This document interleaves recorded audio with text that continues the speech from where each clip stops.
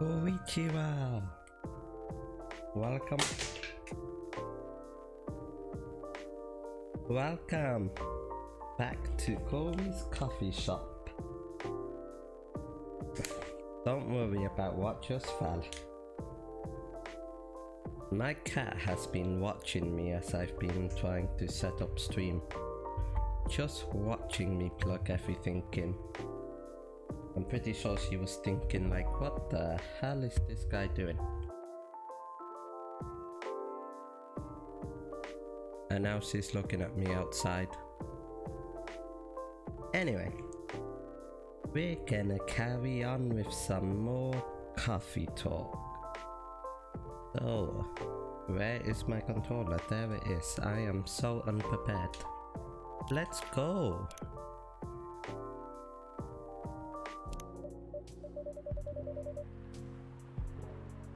Oh, it would be good if I could hear. Something's missing from the drawer. I don't know why it is.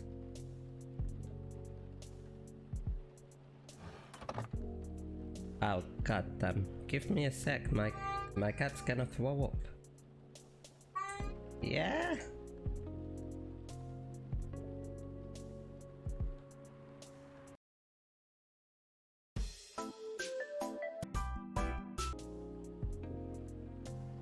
I'm back. So my cat decided to come inside just to throw up. She never learns. She always eats grass and then wonders why she's being sick. She's a 10 but about to marry a freelancing elf. Over 100.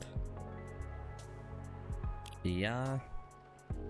An ocean fish as a pet. Alright. Looks like we've got a ghost that's stealing things from the drawer. I feel like it's going to be a long night, or not?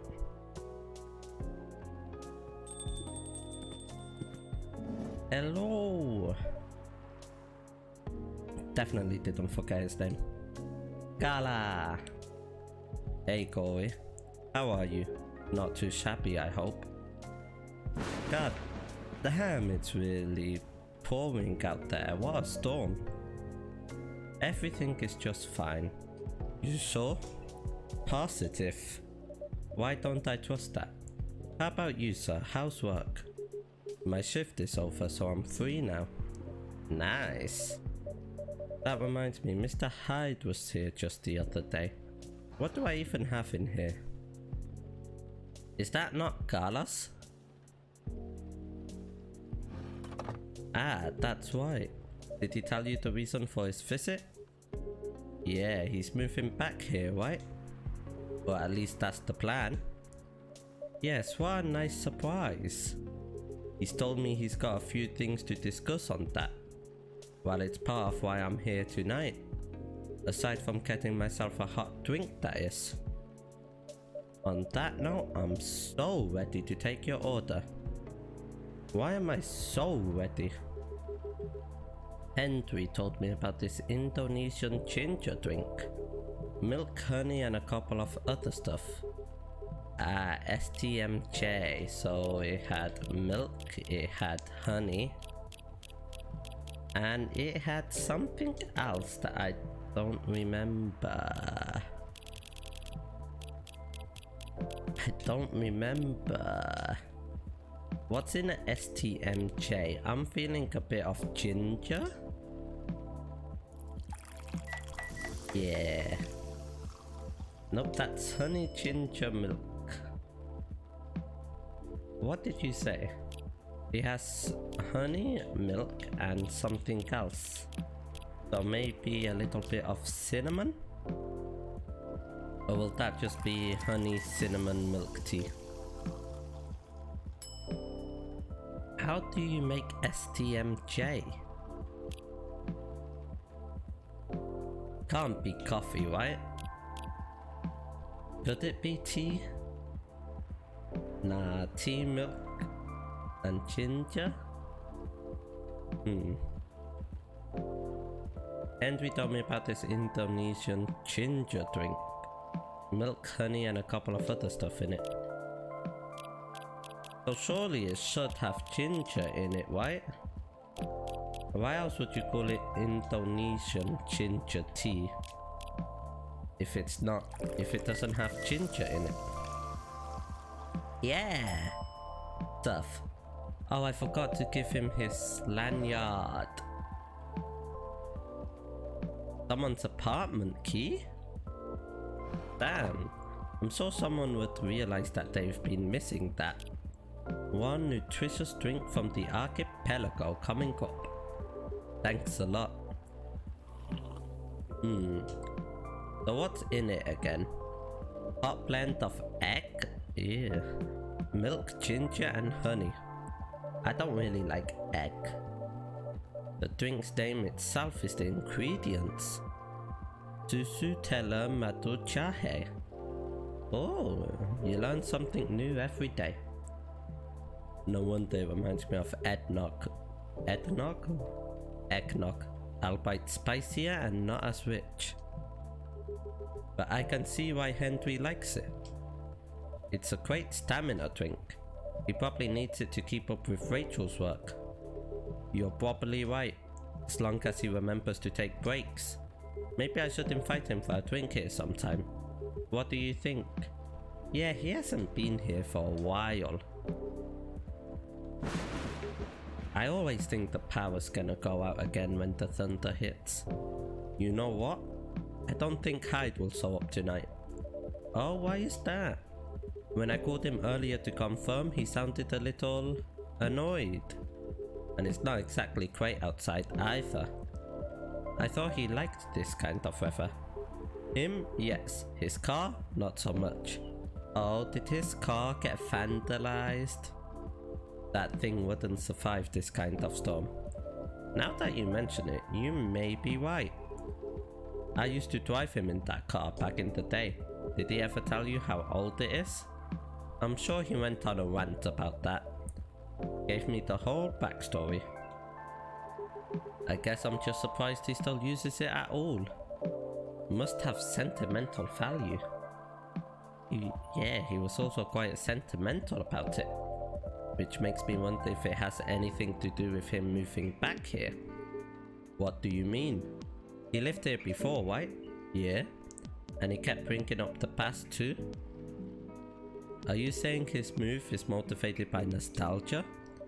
I was going to say homesickness, but I realized that makes no sense. I get what you're trying to say though. It's the strange longing for times gone by, considering how fast things are changing these days. Maybe even too fast, which is ironic really. What is? Live long enough, you'll realize the only constant in life is change itself. Damn. It's too early in the morning to get this deep, man. I just woke up like an hour ago. Things like shifting necessities, curveballs the world throws at you, decay. Just stuff we have to deal with indefinitely. Considering our lifespans, you think we get used to it at some point. But we never do. Never completely anyway. I suppose the idea of getting used to change is a paradox in and of itself. Huh, that sounds about right. Perhaps nostalgia is like an anchor for dinosaurs like us. Hey, who you calling a dinosaur? Keeps us from losing ourselves to the world's relentless speed. The world's moving so fast that the dinosaurs just get yeeted out into space. That's what happened. The dinosaurs didn't get hit by a meteor, they just got yeeted out into space. You get used to these after a while, huh? Pretty much. You have a lot of bandages on your arms, god damn. Oh hey there, we meet again. Fiona! Yes, hello. Always a phone call. Hello, Miss Fiona, what do you want? I'm meeting up with someone. Oh? Who you meeting up with? How's your car, by the way? My car? Oh, you mean the tire? There's really no need for concern as it was an easy fix. But thank you for asking. My pleasure. May I order a cup of Russian tea? How do I make that again? I always love how it's completely storming outside, but they always come inside just completely dry. Russian tea. What makes it Russian? I'm saying there's obviously has to be tea in it. Ginger and cinnamon?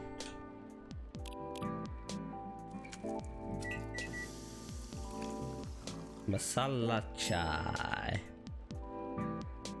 Russian tea. Maybe cinnamon and then ginger. Because the order in which you do things changes everything. Cinnamon ginger tea. Alright, this is our last one. I feel like Russian tea might have a bit of lemon vibe to it. So I put in tea. Can't be milk and cinnamon. Can't be... what else is there?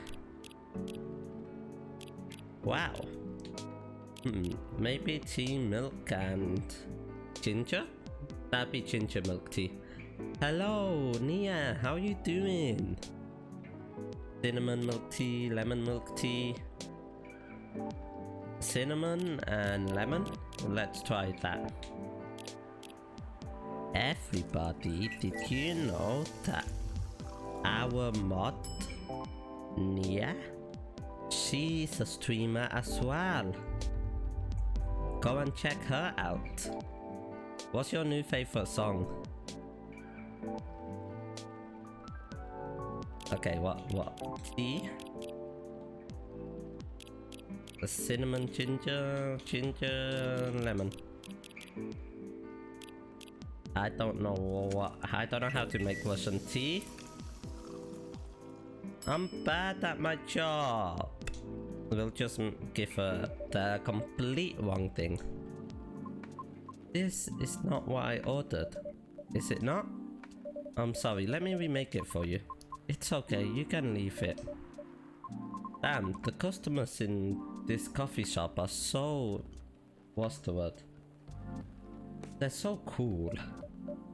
They're always just like, oh, this is the wrong order, but you could just leave it. They're so understanding. Who are you meeting with, if I may ask? You sent it? I'll check it out later. How's your week going, Nia? You should know, shouldn't you? After all, you were tasked to give me his contact info. Ah, so you two connected in the end. You don't have to remind me about my failures, Riona. It's fine. He sent me a message last night through my private social media, which both surprised and confused me. You have a lot of food right now? Yo, give me some food, I'm hungry. I mean, how did he find my account? I heard you can find just about anything online nowadays if you know your way around. So it's probably an internet thing. That sounds a bit worrisome. What about people's privacy? Yeah, that's a valid concern. All we could do now is consider carefully what we put out there, I suppose. Right. Then I wonder, what does he want from me? Oh, that must be him. Look at everybody just on their phones. Back in my day, you would just sip your coffee and read the newspaper. That makes me sound like I'm old. That was a joke, I'm not old. Yeah, so Hyde's not coming tonight. Probably for the best given the circumstances. Is he okay? Yeah, he just wants to take it easy tonight. Excuse me, Muscles? He is a werewolf. Understandable. You should see him in his werewolf form. My apologies for these surges. I was hoping it'd become more stable as the days go by, but no need to apologize for something out of your control. That's right, you tried everything you could. I know. Thank you for your understanding. You ain't a furry? I'm not a furry either, I'm just saying. His werewolf form is nice. How are you doing, miss? Actually, his werewolf form, last time we saw it, was scary. Threatening. Did you manage to resolve your issues with children? He's just staring at me. I can't help you here, Carla. Sorry? Oh, I mean the hospital admission problem from the other day. Oh, that. For a minute there I thought I had a beef with kids I was unaware of. Yeet them kids. Sorry for the misunderstanding. No worries, that was funny. Yo, Carla has some beef with you, Nia? It's only been a few days, so not much has changed. How about you? Feeling better? Ah, yes, well, I apologize for the way I acted a few days ago. We all have our bad days, so don't worry about that. Carla would know about having some bad days. Hello, Scofo, how are you? Nia, can we get a shout out for Scofo? Ah, while we're on the topic, how's your week going, Scofo? I told Officer Georgie what happened to your car. Would you mind pointing out where you believe the incident took place? Sure. It was quite near the police station actually. At a metered spot just outside the now defunct library. This car vandal really likes hitting cars outside the police factory. He has no sense of danger. You almost shouted out stream elements? Nice. Oh, the vacant building at the Bourne intersection. Yes, that's correct. I see. It was originally a library. You know the area? I know of the property, yeah. It's been abandoned for a long time now. Maybe that's the vandal's hideout. It's a heritage building, so I often wonder why nothing's being done with it. Since it's located in a very populated, culture-centric neighborhood. We have a lot of, what you call them? Heritage buildings where I live. That's true. There's even an art college nearby. Why? Then again, I've always found the street a bit odd. Odd how? It's just barren. Especially if you consider the area. And the weird thing is, I feel like it wasn't always that way. Maybe it's haunted. Ah, did you just get back from work? Rest up well. Oh. An art college? Yeah. Feel? Don't you mean remember? Yeah, you oldie. Nope, exactly what I said. It's a feeling, not a clear memory. Strange, isn't it? That is odd. How old do werewolves live? Well, there used to be a flea market there a long time ago. Perhaps that is what you were recalling. A flea market, huh? The last time I drove there, I remember seeing nothing but concrete. Oh wait, there was a single dead tree surrounded by strange trinkets. A dead tree, huh? That sounds like some cult stuff. No idea why I almost forgot. It's stuck out like a sore thumb. 8 feet tall, no leaves. It's been there forever too, as far as I know. That hawthorn tree was something of a landmark for us drivers. And the trinkets you spoke of were actually remembrances of sorts. Remembrances? I'm just going to recap a bit here, okay? Sure. Your car was vandalized near a metered parking spot in front of an abandoned library. On a seemingly deserted street within a busy area. That has a large dead tree surrounded by remembrances for some reason. Sounds about right. Why would you park there though? If it's a busy area, surely you could park somewhere else. Except the tree is no longer there. Oh, someone cut it down. You deleted Overwatch 2? Yeah. My laptop is a bit slow as well. I need to delete a lot of stuff. I just play Overwatch 2 on my console. Are you serious, Pops? Why wouldn't I be? That is crazy. It's our favorite character, Lucas. And Georgie. Look at how bright and yellow he is.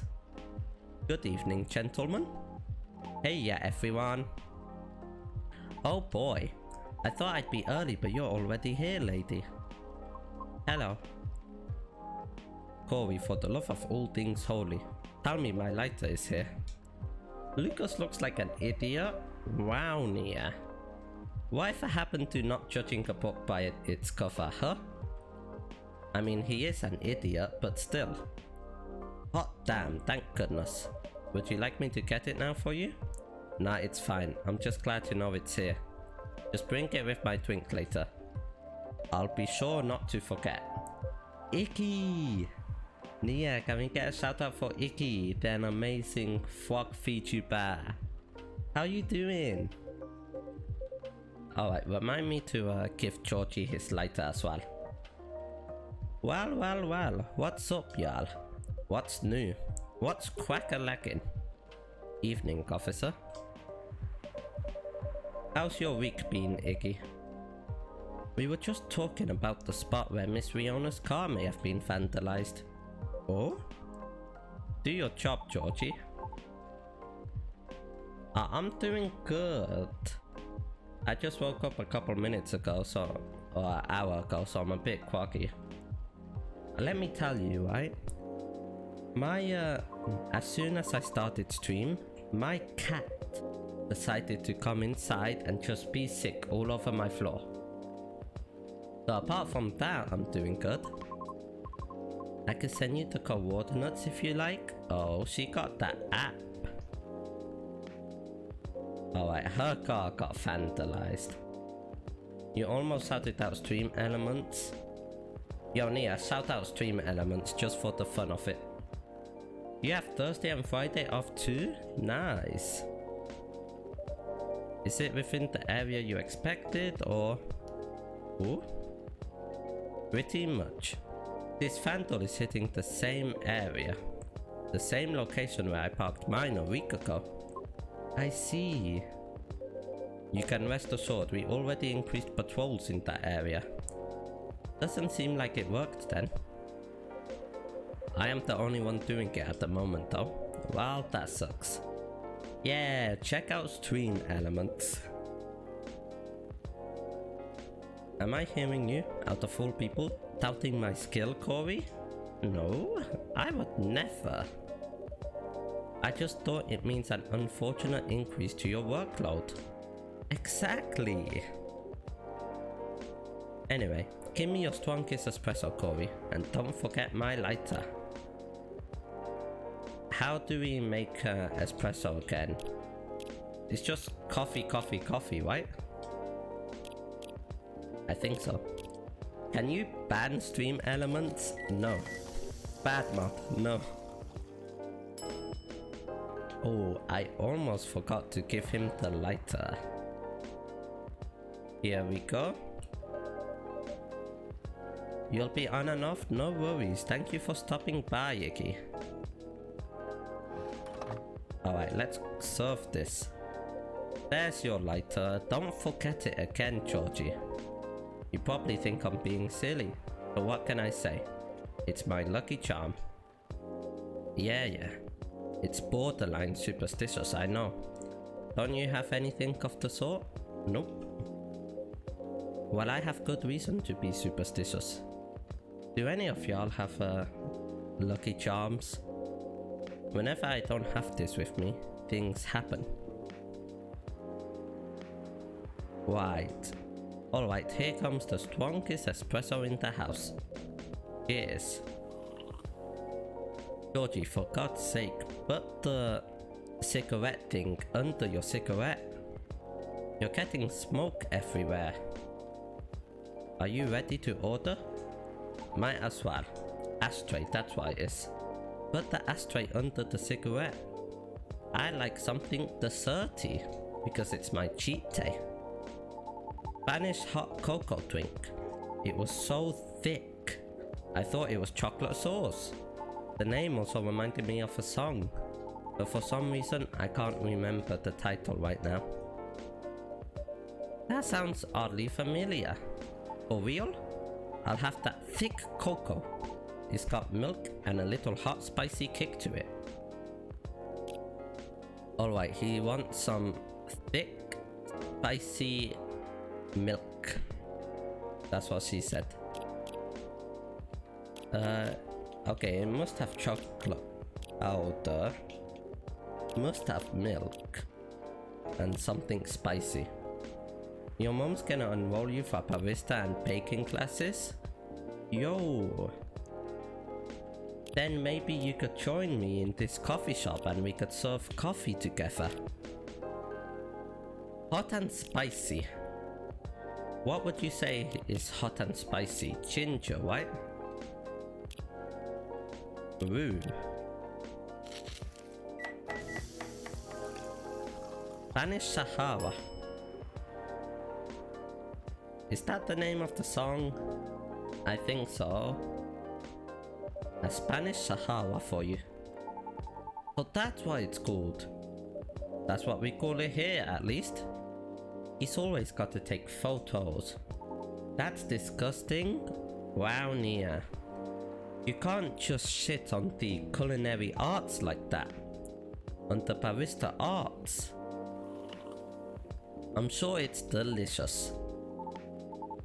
You see, Lucas thinks it's very tasty. So, Pops. Just earlier you were telling me about your creepy patrolling experience, right? Was it in the same location where the lady's car was?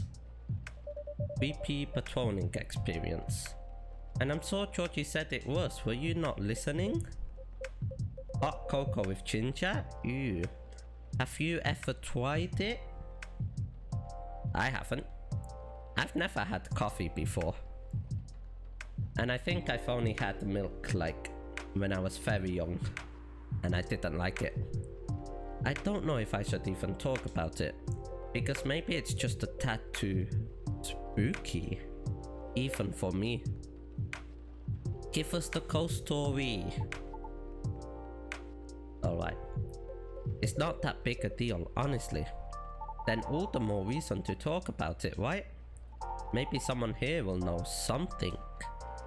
You got a point there. Hit us with the deets. Y'all were talking about the area anyway, right? Yep. I've been patrolling there the past few nights. The street itself is fairly straightforward. It's about half a mile round trip from the intersection and back. Nothing much there either. A concrete sidewalk with metered parking spots. A fence here and there. And an unfinished construction site with a couple CCTVs dotted around. Alright, I've set up a good image of this spot. No tree? What tree? There used to be a dead tree in front of the old library. Huh? Oh, that old dead tree. It was uprooted by the city back in January. Ah. The commercial community decided it wasn't really a good look. So when the city started a massive cleanup project last year, well, they simply voted to get rid of it. I see. Why, what's up? We were actually talking about it earlier and being a decades old landmark aside, could there be something more to the tree than just, well, being old? You think so? That's what I think after listening to Miss Riona. Is that what the car vandal is? Is the long lost spirit of the old tree? Getting revenge for being uprooted? It's destroying all the citizens' cars? Are you expecting something from me, Corey? Huh? Oh no, no. I'm sorry if I crossed the line. You just seem to know a lot about it and I don't want to mix up the facts. What did I say? That's what I think after listening to Miss Rihanna. I would like to hear the officer's spooky tale first. Come on, give us a ghost story. I will never forget you, Georgie. Anyway, patrolling on that street is an easy task. Only 4 to 5 cars were parked there overnight at most, which makes keeping track a breeze. Sounds ideal enough. If there's CCTV there though, shouldn't you be able to catch the culprit? As expected, nothing happened the first 2 nights. But yesterday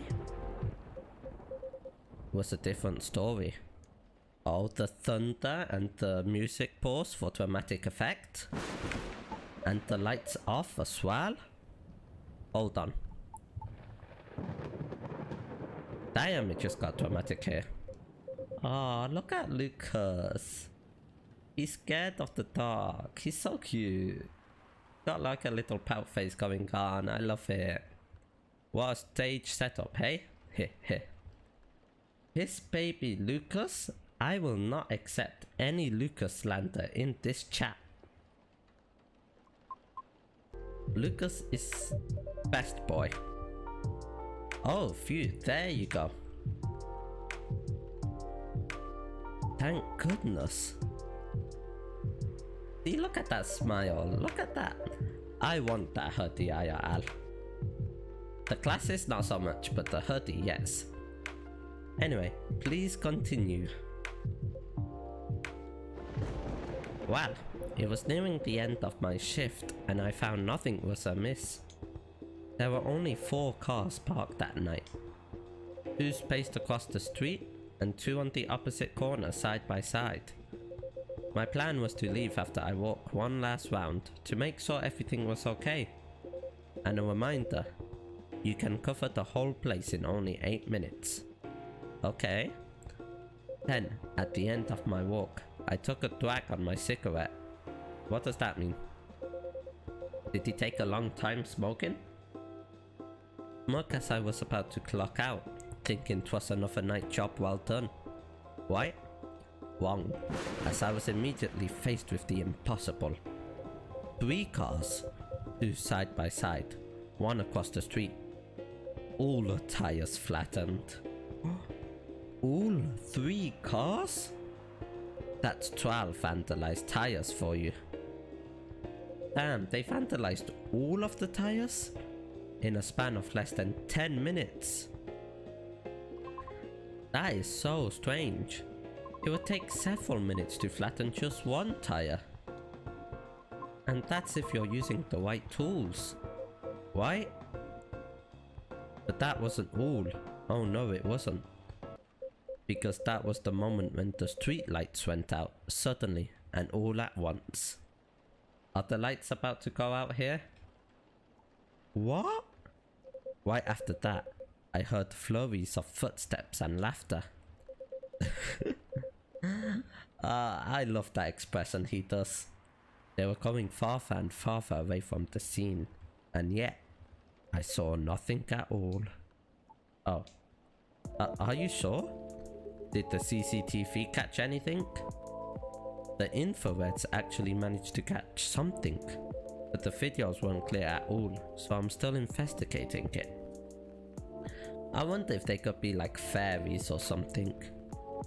It's definitely like a species that can be fast and has like claws or something. Jeez Louise, Pops. That's way spookier than what you told me in the car. But it's cool though. Heh. I may be laughing now, but I almost pissed my pants there, you see. Well, whoever they were, they sure worked fast. Right? Anyway, Corey, I think I want another drink. All that talking is making my throat dry, and coffee just ain't cutting it. What do you want? What do I suggest? I have no idea. Tea with ginger and honey. You want the red flower stuff? Of course. Red flower tea with ginger and a sprinkle of honey. Here we go. Ginger, and a splash of honey. White is just lemon water carbonated. Huh, I never thought of it like that. I like Sprite. One piping hot teh chahi wasala for you. What does it mean? Chahe means ginger, teh means tea, and wasala is wosal, another name for hibiscus. The more you know. What like fizzy drink do you guys like the most? I always drink Pepsi or Lucasade. I see, a legit herbal drink. Spicy, but perfect for the weather. Good call, Corey. Orange soda. What's that? Is that just like orange flavored soda? If that's the case, let me join your patrol, Pops, cause I'm not scared of ghosts. I ain't scared of no ghosts. Real beings scare me more. Fanta. Oh, what do you mean, bruh? I've never heard of Fanta be called orange soda. Just call it Fanta. Wait a sec, kid. What do you mean by ghosts, eh? Jumping the gun a little there, ain't ya? Heh. I don't know, Pops. Maybe it's even something crazier than that. This is a really serious problem, kid. Don't joke around like that. Sorry. Orange soda. Orange... what? Yeah, you're talking about Fanta, right? Just call it Fanta. Interesting. You know something? Ow! Thank you for the banana. No, not me. But she might. Right, the tree, wasn't it? Oh yeah. What about it, miss? It's your turn to finish your thought. You know what? Now I want to see you as a barista, Nia. I wonder how you'd be. I'm not sure if this can be any use at all, but... Officer, are you aware of the story behind that tree? Huh? I recall what you said earlier. People often leave remembrances around it. What do you mean by that, miss? Well, it's because someone passed away there. What? Allow me to explain. I mentioned there was once a flea market on that street, correct? Yeah? They called it the fairy market. I knew it had something to do with fairies. It was unofficially set up by the transients of the community. Transients being the government's term for unregistered citizens, including all the other uncategorizable beings at the time. Fairies were a part of that. Huh? I remember learning about it. After the war, the government made its first official attempt to sort things out. There was a war? Organizing equitable classifications was thus one of the first steps towards civil peace, but it was oversimplified, inefficient, and not speedy enough. That sounds like the government. Inefficient and not speedy enough. Was all that before the Vindication Act? Way before that. I've got 31 now? Is that the Pooh Bad? Look at all of these stuff I have. I'm guessing it is. Many who couldn't register were basically in administrative limbo. The scariest thing you could be in. That's as good as like not existing at all. Really, that's horrible. It was the main reason why the fairy market was created in the first place. To ensure transient survival throughout the changing times. In more ways than one. The market had no real schedule, therefore, the start of a fairy week would be marked by flowers strewn along the intersection. Just so people would notice and come and take a look. Sounds kinda too low-key, no? That sounds cool though, I would like to have visited it. Because it was illegal, silly. Oh. And that was exactly the problem. The market went day and night, its format unchanging. At the same time, the economy was slowly reshaping the landscape. People started to spend more, becoming reckless, while the laws were still shaky at best.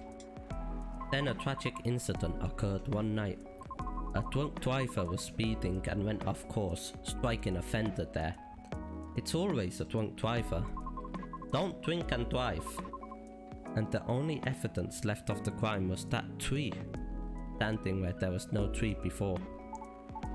So maybe it's a type of fairy that when they die they leave a tree? Wait a second, what? Why did I never hear about it? How long ago was this? The accident occurred in 1959. The market itself was forcefully disbanded in 1961. Happened before I was born, huh? Happened way before I was born? Yeah, I remember everything now. It was actually quite an infamous case, wasn't it? But due to the nature of the beings involved, most people couldn't help but, well, forget. We're talking about the late 50s to early 60s here. Post-war media was still quite scarce. And I remember the drunk driver was also the son of a very wealthy individual. Goddamn, not the rich again. But that wasn't exactly the part that made the case so infamous. It was due to the fact that no body was ever found at the crash site, as well as the fender being a transient with no legal ID or paper trail. As a result, the court had no choice but to dismiss the case. But there was a body, wasn't it?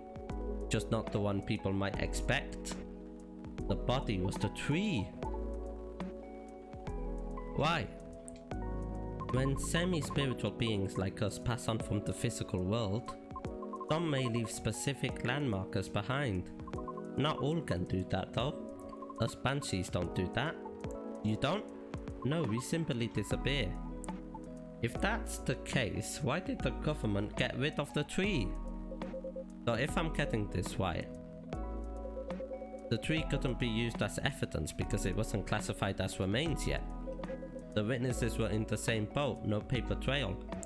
So the driver's lawyer took advantage of those loopholes, and that's messed up. Beyond messed up, Pops. Whoa, I'm boiling. I'll take a further look into this more, miss. I have a question for you. What's the question? You think the vandalism has anything to do with the tree removal? I think so. What do you guys think? I don't know. I suppose it might depend on when the acts of vandalism began. Yeah, that makes sense. Seely, how are you doing? Nia, can we get a shout out for Seely? Seely, good morning. Did you just wake up? I know it's like early for you. I better get going then. It's almost time for my shift. Okay, officer. Break a leg, Pops. Stay safe on your night patrols. Find the bandit. Lucas is... Wow, Nia. You're about to get timed out. Respect my boy... Respect my boy, Lucas. There's one thing I want to confirm though, if you don't mind, miss. It's about the fairies passing and how everyone ends up forgetting about them afterwards. I really thought that was just a myth. I guess not. He's all yellow? Yeah, so he's a bright, shining ray of sunshine. Unfortunately, that is why there used to be memorabilia around that tree. They were efforts by those who remembered to preserve the memory. But it wasn't enough, was it? Else we'd still have the tree. It really makes me question my memory. Are there any people I might have forgotten? Were there events I missed? It is quite scary to think about. More like piss. Screw you, Nia. For beings like us, being forgotten is inevitable. So no need to feel bad about it. Is that so? That reminds me of a quote. You die twice. One when you actually die, and one when people forget your name. Oh, I didn't catch your name, by the way. I'm Carla. Oh, I'm Lucas. Nice to meet you, sir. No worries, silly. We have to support our fellow burbs here. How are you doing? I'm doing well. Nice meeting you. Good luck with your future auditions, Miss Riona. Thank you. See you around. Goodbye. Have a good day. Come back again soon. And I'm guessing these guys are about to leave. I still want to talk, but if you're tired, let me know. Have you eaten? Do you want something to eat? We don't sell food here. Wow, maybe we should. No wonder your place is always empty. Wow, Lucas. Just kidding, Corey. Don't hate me, please. I love him. Do you want another drink, maybe? I wouldn't mind one. What do you feel like having? Something without milk, with a fresh feeling and some brightness to it. Okay. They're hitting it off. I saw this pretty drink in a video and it looked perfect for our lady. Blue pea, a lot of mint and a splash of lemon. Alright, let's get the blue pea. A lot of mint and a splash of lemon. A sprinkle of it. Are you feeling a little bit under the weather? I hope you get well soon. Ooh! That sounds delicious. Galaxy mint tea. Look at how it looks. I want that. From the man sitting right beside you. It looks nice, very pretty. I'm jealous, I want to drink it. Too bad you can't? Ah. Look at all of these drinks. Ba ba ba ba ba. Bee and Bussy. Sweetheart Latte. Dream in Blue. Blue Lightning. I'ma just roll up into Starbucks and be like, yo, can you make me a Galaxy mint tea? They probably make it with the Galaxy chocolate bar instead. And wow, Corey, it looks exactly like what I envisioned. You're a G. Top G. I'm happy you both enjoyed it. Man, that whole case earlier though, a lot to take in. About the whole forgetting thing, that really gave me chills. Why? Don't you feel scared of just disappearing in the end? Cause I do. That's why I thought I finally understood you too. I mean, the reason why you wanted to become a soprano your way, and I did it my way. The traditional way. Oh? Care to compare notes? Because I've yet to be entirely certain about that myself. She's trying to be a soprano, but she's trying not to use any online presence. That's gonna be hard. Now that's what you call huge pressure. Before that though, can I ask a little teeny tiny question? Just very teeny tiny. What inspired you to go down this path? I may have an idea on why you're choosing the hard way, but why a soprano in the first place? Because it's been done before. Pardon? Because there was already a banshee who did it before, so I know it's not impossible. Oh, for real? Her part was that of a sorbet aria, and she was not very well known. What is a sorbet aria? She was a secondary character. Back in early 19th century opera, sorbet arias would be sung towards the end of the second act, usually before the evening ended. Hawkers would use the time to offer their wares for the last time to the patrons, often desserts, hence sorbet aria. Ooh. Hunkai? Have fun with Hunkai, Nia. Like background singing at the end of a show or something. Yes. Things are different nowadays because people are expected to listen to the end. I've never seen an opera show, but I would love to go to one. once in my life. The first time I heard her voice was on an old recording of a comedy opera. I was still very young back then.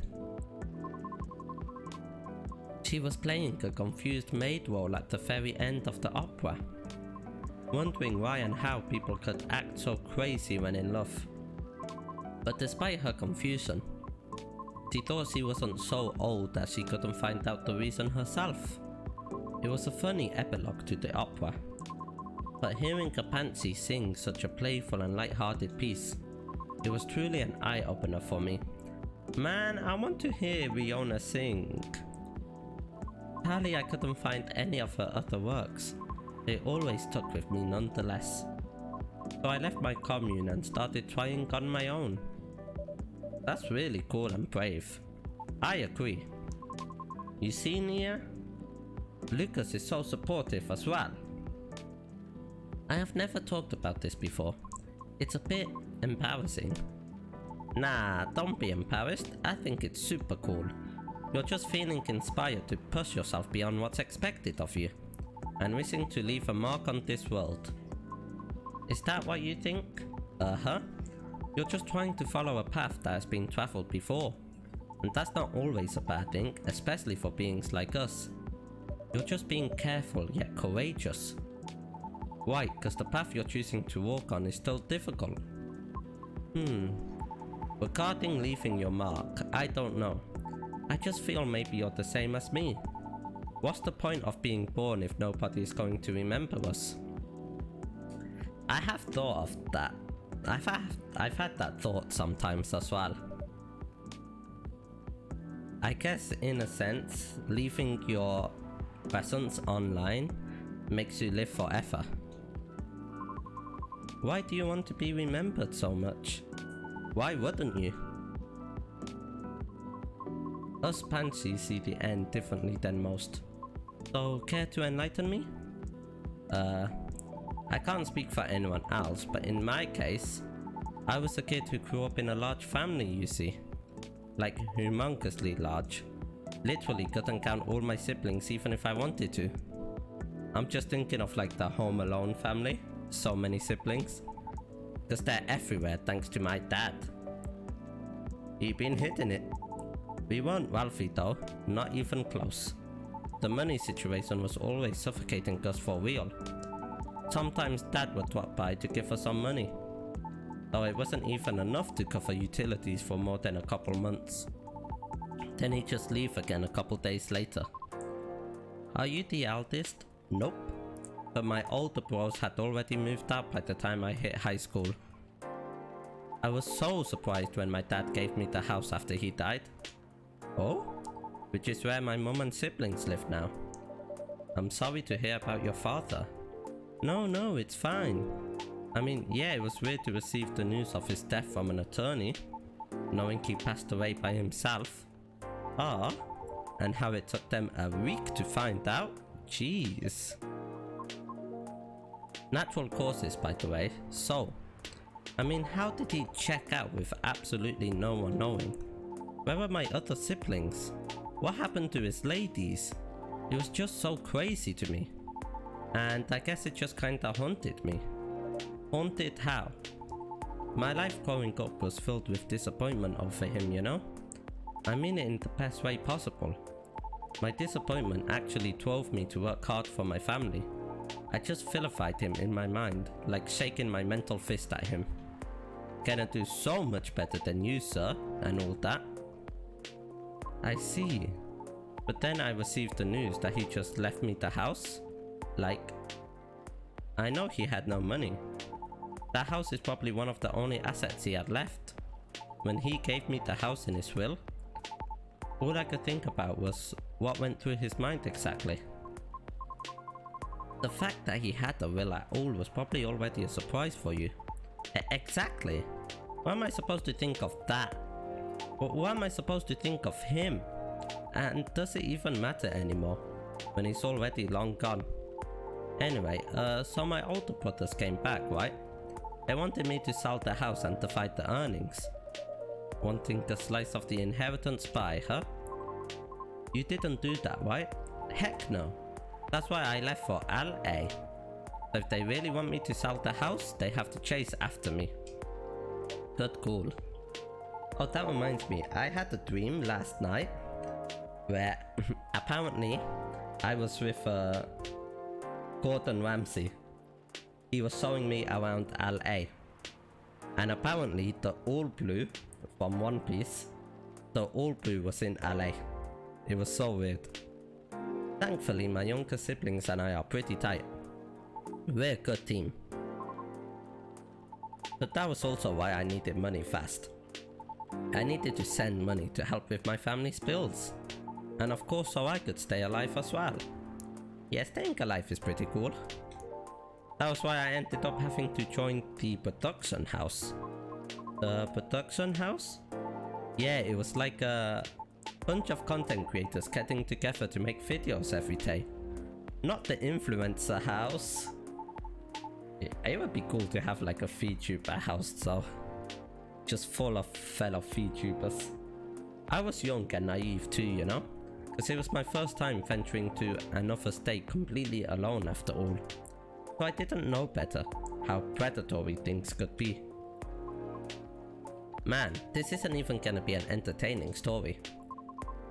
If you're uncomfortable, you don't have to talk about it. No, it's not that. I just really didn't like that production house, but I needed the money. Someone there saw my vlogs and invited me in, and as one of the youngest there, I tried to get along with everyone. But you see, we were all creators in the entertainment industry, right? Which means we all had huge egos. So naturally there was somewhat of a hierarchy of sorts. Trying to be all-round helpful turned me into the butt of the joke all the time. Man, fuck those influencers. Yeah, it's so adorable. That didn't discourage me all that much, by the way. I mean, I also learned a lot there, not gonna lie. Still. Well, long story short, being tokenized sucked. The end. No disagreement there. What does tokenize mean? Sorry, I swear that wasn't what I wanted to talk to you about. It's fine. I actually learned a lot this evening. I just don't want to take up more of your time. So can I just ask you a direct question? Would you be interested in guest starring on my new show? Ooh? I want to watch that show. I realized I was being dumb the day we first met. I kinda forced my thoughts on you and was just being a general smartass. I undermined your straightforward efforts because I was jealous of your solid resolve. Since everything I did was anything but.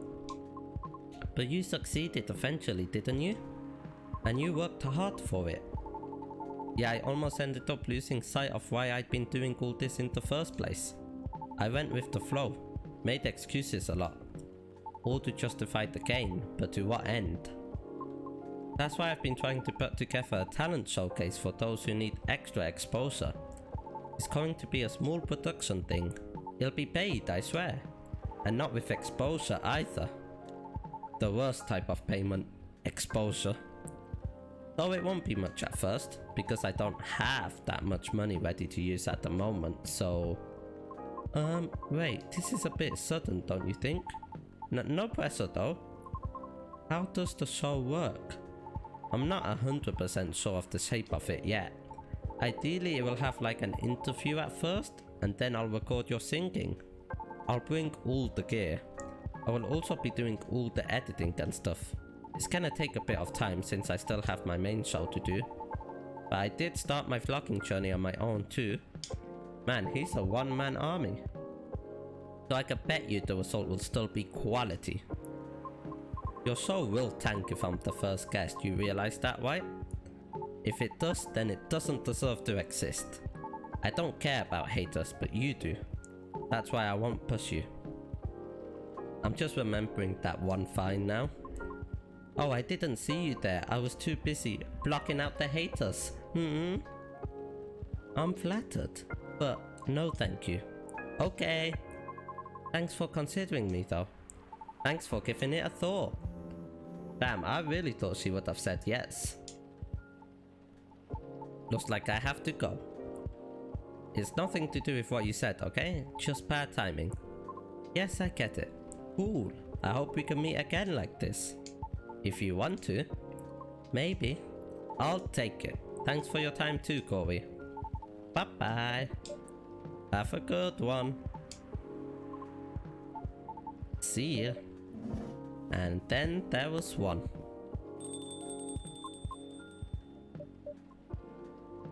I think tonight was the most I have talked in the past 2 years. And I'm quite glad to hear that. Thank you, Corey, for being such a good host. I know I'm not the easiest being to get along with.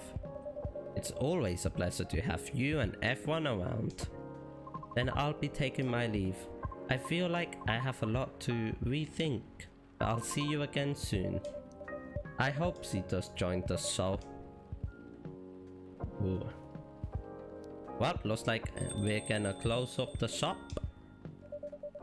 I hope everything will work out for everyone. Yeah. The Grinch. Alright. Penguin's gotta go toilet real quick, so I'm gonna run a quick ad as well to get rid of the pre-rolls. I shall be right back.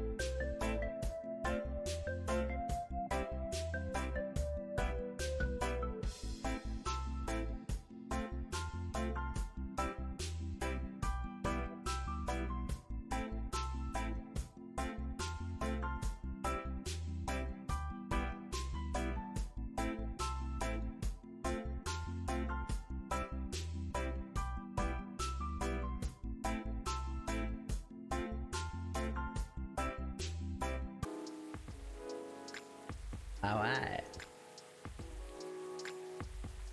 My cat is watching me through the door. Does he want to come in or what? My cat is a little prick. He literally went outside, ate some grass, then came back inside just to be sick. He was literally outside the window, being sick, and then she jumped inside to be sick, and then she just went outside again. Anyway, next day.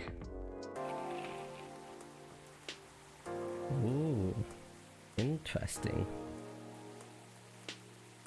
The Evening Whispers. Welcome back. World Column Culture Center grand opening to be held in Bhutan. World Column Culture Center grand. That's a lot of G's and C's. Lunar Cell panel prototype ready for first test. Newcomer progressive 11 metal band Afanthor tops US music charts. I thought there was more stuff in the drawer yesterday. Am I misremembering things? There was definitely the lanyard. Someone stealing from my coffee store? Let's look at some of that chill. Georgie, what are you saying? Still a lactose intolerant cop. We better not give him any milk. Bailey's #1 pumpkin spice fan. Lucas, actual fun police. Social media connoisseur. On a short break to refresh and wreak havoc on return. Riona, 18th September is her birthday. Alright. Last night was wild. Ever had a night like that? I'm taking an easy day because self-care is important. Don't forget to take a good rest once in a while too, F1. Remember, having a day to rest is important. I love the photos they do as well. Dinner with my team. One of them seems to be an orc, one of them seems to be a column, and a normal 2 humans, and then whatever that thing is in the middle. Oh, I haven't been looking at the evening whispers. Can I borrow your lighter? Sure, have at it. Cheers mate, you waiting for someone? Okay, that's like a literal story. I haven't been looking at these. Like the Magpie Bridge. Happiness, like a cup of coffee. I want to tell you what happiness is like to me. To me, and maybe it is only to me, I see happiness like a cup of coffee. Strawberry hair. The devil says to me, the price of my kiss is your eternity. The devil has the warmest smiles. A vampire has the coldest lips. Not for me, not if I wanted to. I will be the death of you. Interesting. Let's see. All the ingredients are stocked up and the weather's keeping quiet. Looks like a good night to listening to some stories. What do the people have for us? Oh, it's Hi Dankala. Oh, that's what I was gonna say. Going back to like the whole not being forgotten, remember thing. I wondered, like, in the far future, when I'm gone, will anybody like stumble upon my YouTube and stuff and see this little penguin just making random videos? It's a nice thought to think of. Good evening, Mr. Hyde, Mr. Gala. I wonder what they think. Nice to see you two. How did it go at the hospital today? I'm just a little penguin. It was fine, except I was a little exhausted. Goodness, are you having issues with the children again? No, that's not it. It's just... Well, for starters, my Fury's giving me a hard time. Your Fury? Is it the full moon already? Nope, but I sometimes get Fury symptoms. He turns into a werewolf when the full moon is out. Yeah, it's a common thing for werewolves. A few days before the full moon, our bodies start to prepare for Fury. And that changes the way they react to pretty much everything. Symptoms vary depending on who you ask. They can affect our muscles, our appetite, our energy levels. It can give us headaches and a lot of other stuff. Small but annoying. That doesn't sound very pleasant. No, to be honest, it's not great. For me, I've been feeling pretty sore and more tired. And a bit cranky as well. It's like he just woke up. Is there a drink that could help you with that? I never found one, but if anyone can come up with it, it's you, Corey. Since a Galahad can soothe your Fury, maybe it would work pre-Fury as well. Maybe, but I think it needs to be more relaxing. Like a Galahad, but with no caffeine, and maybe blue. I have just got to remember how to make a Galahad. Coffee, ginger, cinnamon. So coffee, ginger, cinnamon. What we want is the blue bee, ginger, and cinnamon. And what does this get us?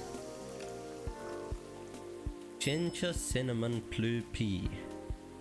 Here you go. It's got a real nice color. I prefer green. Green is my favorite color. The taste is a bit different, but it'll do just fine. I sense a little problem between you two. What's with the long looks? Did something happen? Actually, Corey, I'll just come out with it. I need your help. Oh, come on, I wasn't that bad. No, I was so tired today, I nearly fell asleep on the job. But most importantly, it's not good for you. Moping around, sulking, refusing to look at solutions. I've never seen you like this and I'm getting worried. There's nothing to worry about. You say that, but then you spend entire nights looking miserable. No advice I come up with is good enough. Isn't that just the life of a vampire? I would be miserable if I could only go out during the night time and hide.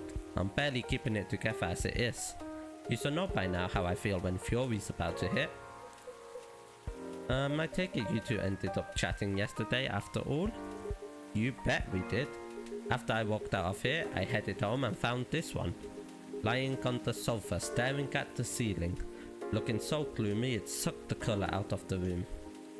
And it's not the first time either. It's a constant these days.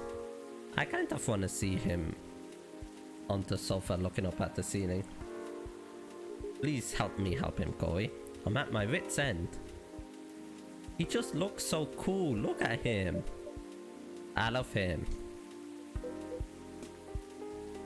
Fine. The truth is, I'm bored to death. Or I would be if it wasn't for the whole immortality thing. I'm nearing 40 years old, and I've never been this bored in my entire life. Interesting, you usually make it sound like you're much older. 40 years old in vampire years. I'm not saying how old that is in other species years. Eyes on the prize, Corey. Intervention first, gossip later. This is an intervention, Mr. Hyde. My job. What was that? My job. Hey, no need to shout. Well, I'm also irritated about it, okay? I'm not exactly used to sitting around twiddling my thumbs. But modeling stopped being fun ages ago. Maybe it's time to get another job. You could literally do everything when you're immortal. You are trying to leave modeling behind then. Is there a specific reason? It's all just so brief. Back when I started modeling, people thought of fashion in a different way. They wanted to keep their outfits for a while, but they had to be elegant, well-made and versatile. Some campaigns that I featured in stayed on billboards for months, and I knew the clothes would last decades. In a way, it felt like I was building a bond with their wearers. I endorsed something that would feature in their cherished memories.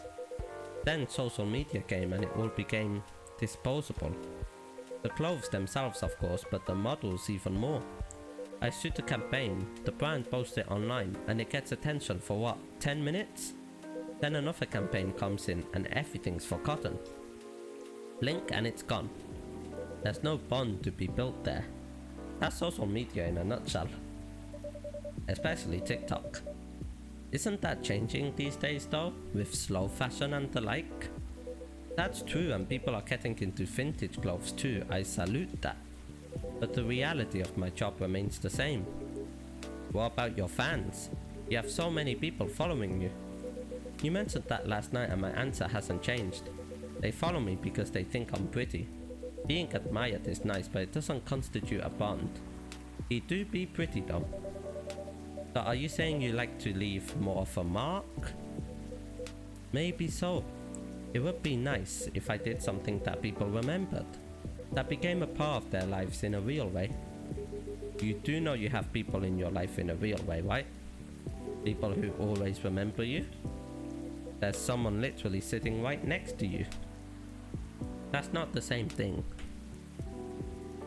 Hey Hyde, you haven't ordered a drink. Order something, man.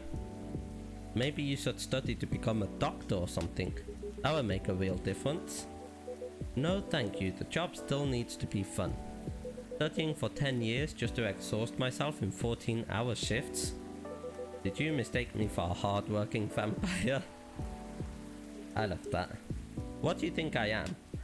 A vampire that works hard? I hardly work. Do you see what I'm dealing with, Corey? It does seem to be a thorny issue. Perhaps you'd like to mull it over with a drink in hand, Mr. Hyde. Yeah. Why don't you give hibiscus another shot? Very, very spicy hibiscus. If it's very, very spicy, I'm guessing it'll be very bitter. What's spicy? Lemon isn't really spicy, right? Very, very spicy hibiscus. Hibiscus, ginger, honey. Okay, we will do hibiscus, ginger. That adds 3, and that adds 3. So let's just add in hibiscus, lemon, and ginger. No? Okay. We'll just add in double ginger. Boom, boom. This should be very spicy. Snowball. Oh yeah, that sounds like it'll be something spicy. Let's see. You do know me well, Corey. So I take it this works for you. This is a perfectly executed sobo if I ever tasted one. Glad to see you've made good use of your ginger resupply. So you knew I couldn't get it right that time. Here. Forgive an old man his old man jokes. Damn, I hope to look that good in old age. I see you've had your fun, but you still lost your bet, Hyde. A bet? When Hyde was wallowing in self-pity yesterday, I told him many people cared about him, and I bet you could definitely figure out the one hibiscus drink he likes. So now I get to say that I was right, and Hyde gets to buy me dinner. At a place of my choosing. Yeah, it's definitely not like he literally gave me the recipe to make it. You're going to pick that horrible steakhouse again, aren't you? You know it. Have you won other bets in the past, Mr. Carter? Let's see. You say it, Hyde. He's won every single one of the bets we ever made. God damn. Every single one. Jeez. I'm this close to being able to buy a new TV with the money I'm saving on food. I love that. Every time he wins a bet, it's always food. Just rub it in my face, why don't you? Oh, we got a new customer. Hey, it's Lua.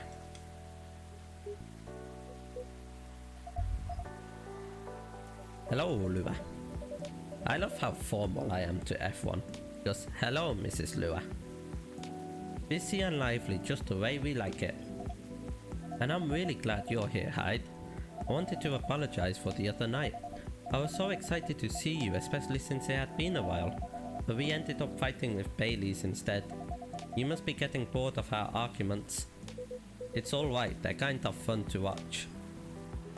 How are things with you two, by the way? Just let me order before I answer. Oh, that can't be good.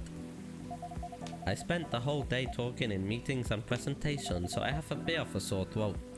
Is there anything you recommend for that? Definitely something with lemon and honey. If she has a sore throat, maybe green tea would help? Lemon and honey. Green tea is good for the throat, right? Yeah, cough syrup. But he doesn't have a cough. What about just normal tea? Will this not just be lemon honey tea?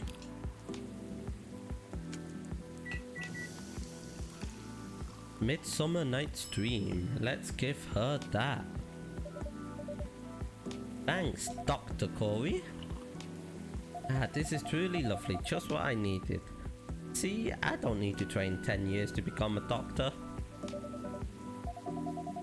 My company is trying to get a big contract, so I've been organizing meetings with everyone, making sure it's all going according to plan.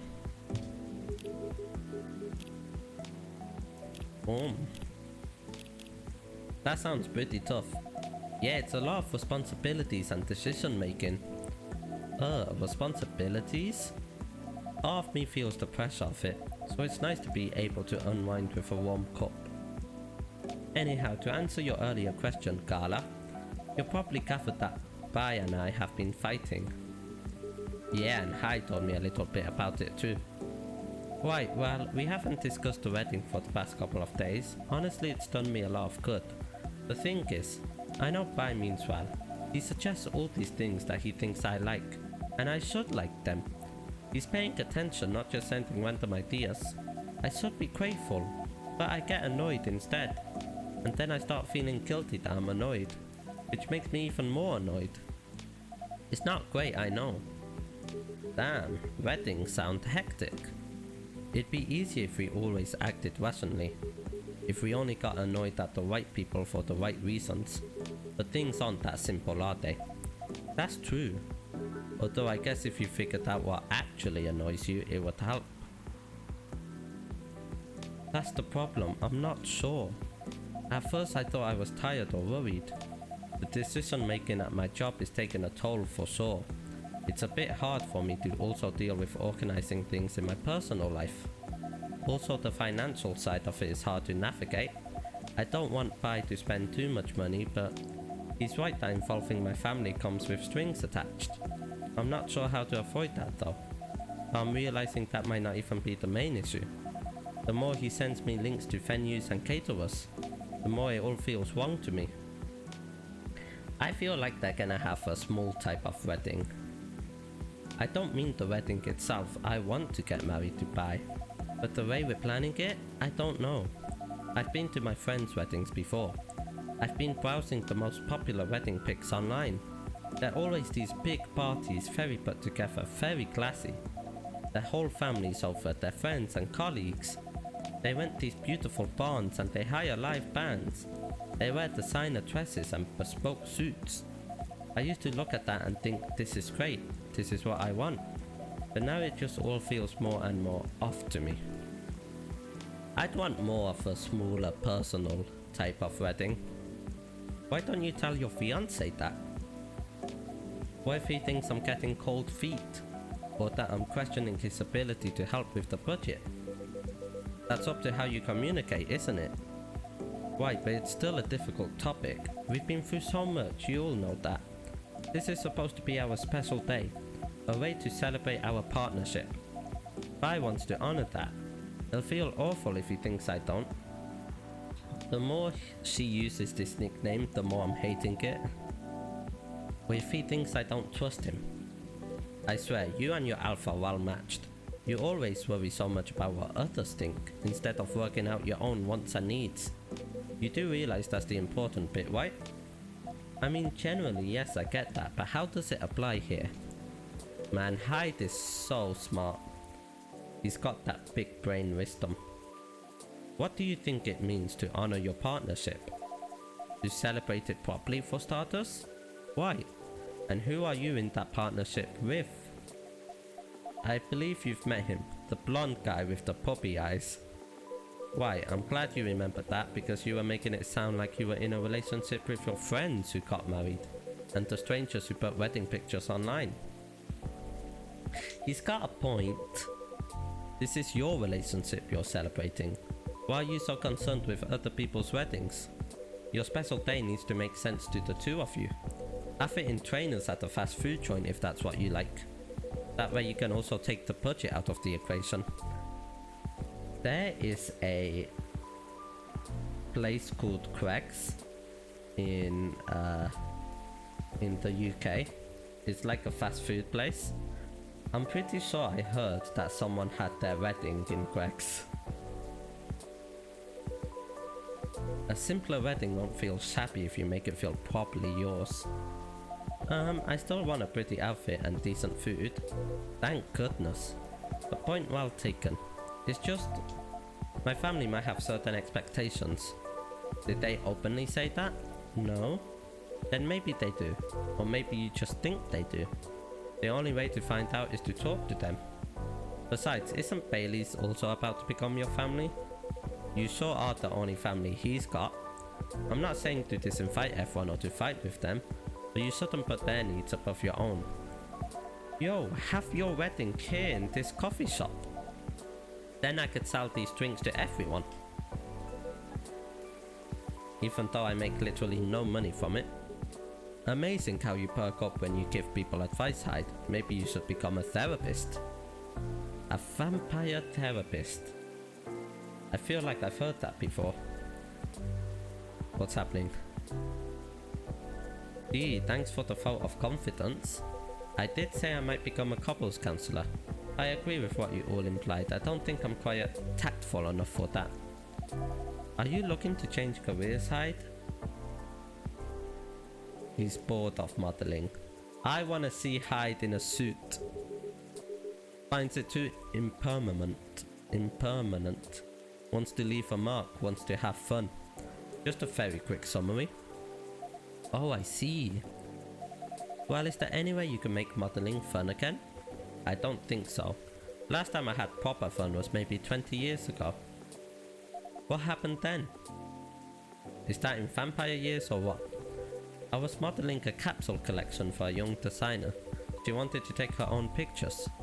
She got a studio, looked the outfits there, found someone to do the makeup. Then she whipped out an old film camera, a proper relic. I hadn't seen one like it since the 60s. Yo, I think Hyde would be amazing at cosplay. I want to see him do cosplay now.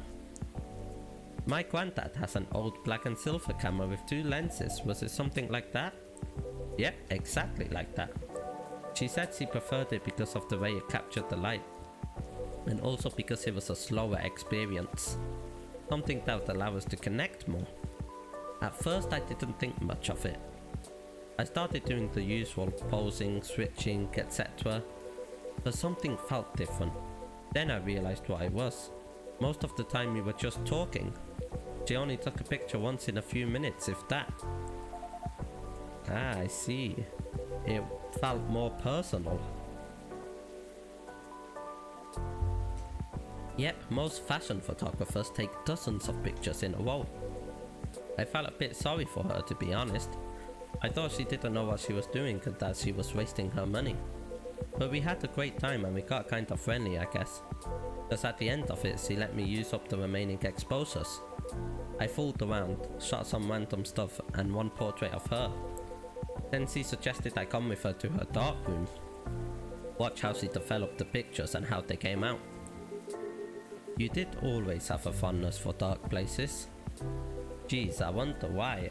A vampire that likes dark places? Wow. But as for the pictures, well, they were gorgeous.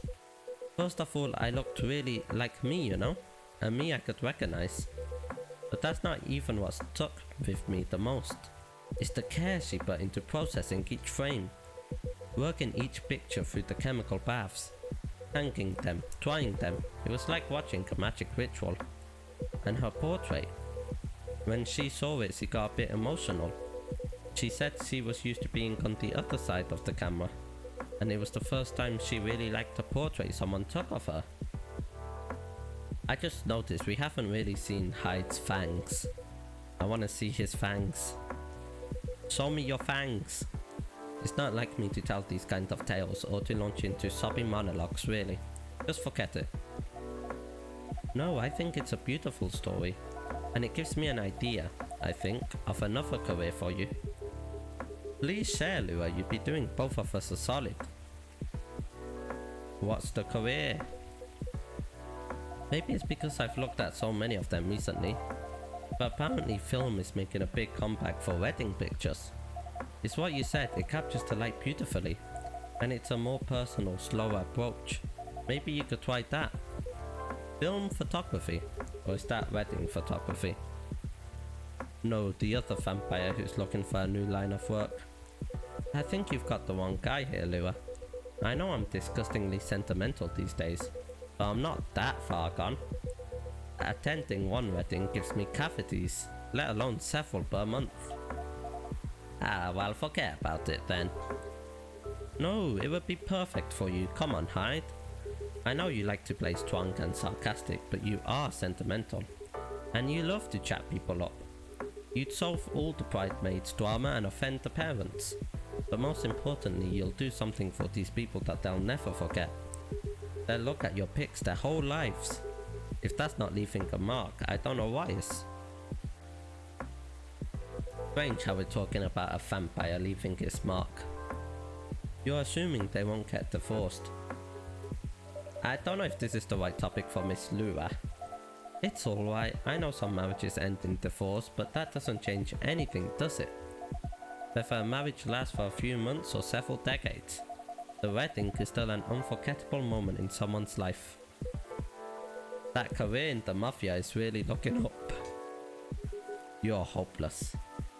Yo, get a job in the mafia. Mafia weddings. I'm falling asleep on my chair now, so I'm gonna head back. Do whatever you want, you thick-skulled vampire. Just don't stay out too late. That's my cue as well. I have some thinking to do and maybe some talking. Thanks again, Hyde, and good luck. I hope your next adventure is a good one. It will be. Good night, Lua. Is Hyde gonna stay here? What's up, Hyde? How you doing? How it's going? Here we go again, last one sitting. Indeed, proper night owls. We are the night. You didn't say anything about that wedding photographer idea. It's ridiculous, right? That's not for me to say, but I wouldn't call it ridiculous. It sounds like you enjoyed the whole film photography experience. And you do like being around people, don't you? I do sometimes, but I'm not a romantic. People get married, they think they're taking a first step into forever. But there's no such thing as forever. Everyone ends up disappointed in some way, and then next thing you know, I don't want to sound too depressing. There's no such thing as forever, coming from an immortal vampire. I'm just vibing to the music. So you don't believe in love? Of course I do, but only in a certain kind. You could choose to keep supporting someone, to enjoy their company. You could do that for years, with friends, family, lovers. But at the end of the day, you're still you, a separate person, and they're still them. There's no two souls becoming one, not really. I know, the one time I tried, it really didn't work out. But do you regret trying? Ooh? No, I guess I don't. It confirmed for me that marriage and the like is never going to be my thing.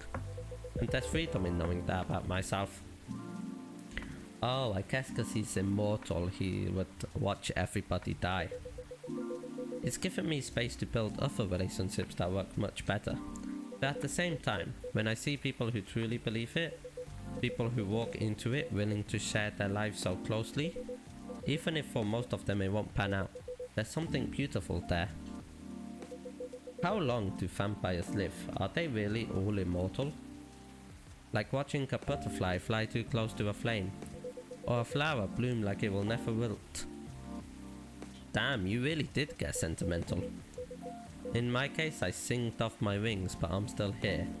And on that day, or that minute when I said we'd be together forever and meant it, I sure felt alive. If you know all that, then you must also know it's something worth celebrating, and something worth helping other people celebrate. You're a tricksy one, Corey, and I'm too tired to fight your logic, which means it's time for me to head back. Damn, I want to know more about his relationship now. What happened? Oh, it's plenty comfortable here for sure. Besides, well, it all boils down to this, doesn't it? The way time passes for me is very different from anyone else I know. Thank goodness Gala is from a long-living species. But even then, he'll grow old before I do eventually. The world will change 100 times. Technologies will die, technologies will come. I will feel again the way I feel now in a century, maybe two. And Lua and Gala won't be around to give me advice. The world won't wait for me. Time waits for no man. But you will, am I right, Corey? That is very perceptive of you, Mr. Hyde. Hey, you've grown to know me quite well. It's only fair that I know you a little in return. I suppose that's true. But anyway, I'm looking forward to that, to continuing our story. It's nice to know no matter how much time passes, there's always going to be someone here rooting for me. Thank you for your trust, Mr. Hyde. We will make sure it's not misplaced. What do you mean, we? He said we. Like he didn't say I will make sure it's not misplaced. He said we will make sure it's not misplaced. So that means more than one. I know you will, and on that note, I guess I'm going to go browse for some film cameras. What's the worst that can happen? Am I an immortal alien? Take care of yourself, friend. And you as well. We got some more stuff on top of that chill. Guess what I am? Cause sure as hell I don't know. Are you lost? He's definitely lost. Oh, we got some more stuff. Hide. Heart of Lost Angels Agency. Old enough yet still seeking the truth and purpose of life. Lua. Votre arme est un paysage choisi. Anyone can translate that because I can't. Oh, we got some more people. Amanda. Silva. Gala. Veteran, now working in a hospital. That's a nice pick. The world won't wait for you, Mr. Hyde, but some of us will. I want to know who I am. Boyd, how are you? Welcome in. I'm guessing I'm like an alien that's immortal or something? I don't know. Because the other aliens like recognized me. Like in the first game, we were able to like go back in time, different timelines and that. How you doing, Void? New image recognition. Confuses gnomes with dwarfs. Robots asked to give ultimate advice. Alvin burnout is real, here's how to avoid it. Good evening. Who's here? Georgie. Let me just check the material. Alright. What's happening in the stories? A girl always has her secrets. Top of the morning to y'all. Top of the morning. Just spent almost 2 hours checking on the mobile games. The amount of copycat games are just staggering. Jeez, getting too deep. There are so many copycat games on the Play Store. No delivery, okay. Hey Corey, how are you doing? Still nothing in the drawer. Oh, I don't think he's doing well. Yes, sorry, my mind is kind of elsewhere right now. No worries, work issues? What else? I'm all ears. I'm in a real bind, Corey. Never-ending workplace issues aside, things are getting weirder by the minute and I'm feeling out of my depth. You're doing good? Glad to hear. I'm doing good as well. We just talking and drinking some coffee. How's your recent patrols been, Georgie? I've been analyzing the CCTV footage the last couple of days. Oh, I see. How did that go? Did the cameras manage to capture anything? Yes and no. The infrared caught a couple of blurry things. They ran off, turned the corner and disappeared. Could have been anything like rats or cats. But neither fits with what I heard on the scene. The footsteps, you know. The laughter. Come to think of it, it sounded more like giggles. Giggles? Can rare beasts giggle? Not that size, no. Even if they could, it doesn't explain the footsteps really. I see. So what's next? I have some ideas, but they're just wild theories. In short, I'm stumped. You know, Corey, I've been racking my brain ever since Miss Riona dropped that bomb about the fairies, you see. Oh, what about them? Is that how you spell whacking? I always thought it was just with a R. As it turns out, fairies was an umbrella term for many types of beings. Anything that didn't fit the known physical rules at the time was to be referred to as such. Does that mean banshees were part of the fairy folk? Probably. Not anymore though. It's an ongoing process, but the list is getting shorter. But back then, any sentient being that was even remotely incomprehensible was considered that. And that includes apparitions. Ooh, apparitions? Yes. Apparitions like ghosts. Hello, welcome in, Papa Jupe, the most sane victim of SCP-2774. What is SCP-2774? Ghosts! I see. What do you mean, I see? Yeah? Doesn't it sound like a bad joke to you? I'm not sure I follow. Ghosts are real? But come on, ghosts don't exist. I disagree. Do they? As if they do. All I can think about is that damn tree now. Ah, wait, the tree. Does that mean it's haunted? It could be. Ah. Oh, Georgie's scared of ghosts? Don't get how you could be so calm about this. Well, why wouldn't I be? There have been all sorts of customers here. Some of them are so out of this world even. Literally. Wink wink. Too long to explain? Ah, I see. You're right. Oh, the music changed. I guess you're not the one who's being weird here. Don't say that. Everyone has their own...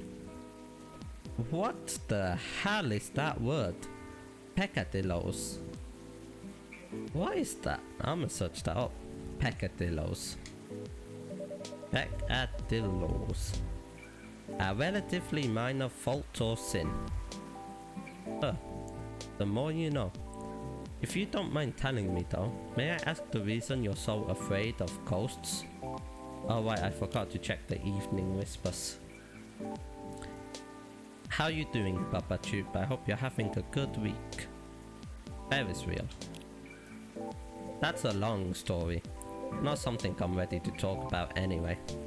That's understandable. All you need to know is my fear was never caused by actual ghosts. Ooh.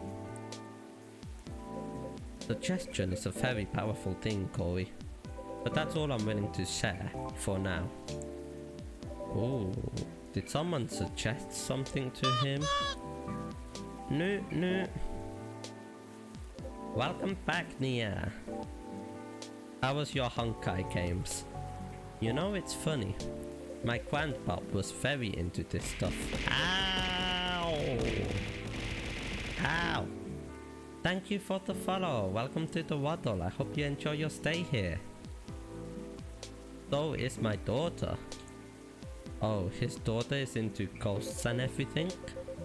They're like my opposites. Very curious and fascinated by the unknown. Are you guys into ghosts and all that? Not that I'm not, mind you. It's just with my time as a cop and all, unknown variables usually mean trouble. I see, that makes sense. You getting hit is satisfying? Wow. My mod is a bully. They're the kind of people who could see things from nothing. And I mean that in the best way possible. You know the Zen rock garden thing from Japan? They understand the Zen-ness of it. I don't, but that doesn't stop me from thinking it's chill, you know? I think you almost got it. Yeah? But I'm sure he and my daughter could talk about it for hours. Too bad he passed away before she was born. Welcome to the club, Corey. Seely, we need to find a way to get revenge on our mods. Nia, you didn't hear that. I'm sorry to hear that. Don't be. On that note, you've seen my lighter, right? I'd say I'm pretty well acquainted with it now, yes. My bad. That thing was originally my grandpop's. He bought it sometime after the war ended. It was to commemorate the upcoming new era, he said, in more ways than one. I'm guessing it was a war between like all of the different species. I feel like if any supernatural thing happens, it's either cults or magic crap. Yeah. He got honorably discharged due to a severe leg injury he'd never be able to recover from. Ah. At the time, he was living right across the street from the former town hall. For obvious reasons, he couldn't walk far. It was a good location for him with all the veteran support nearby and all. Why? Now about that street. My grandpop liked to chat. Never liked being alone, that guy. Plus he pretty much hated his bleak room. So sometimes he'd go and hang out with the street vendors in front of his place. There were all kinds of beings there, along with their pets from all walks of life. That's why he had a lot of stories about the craziest things.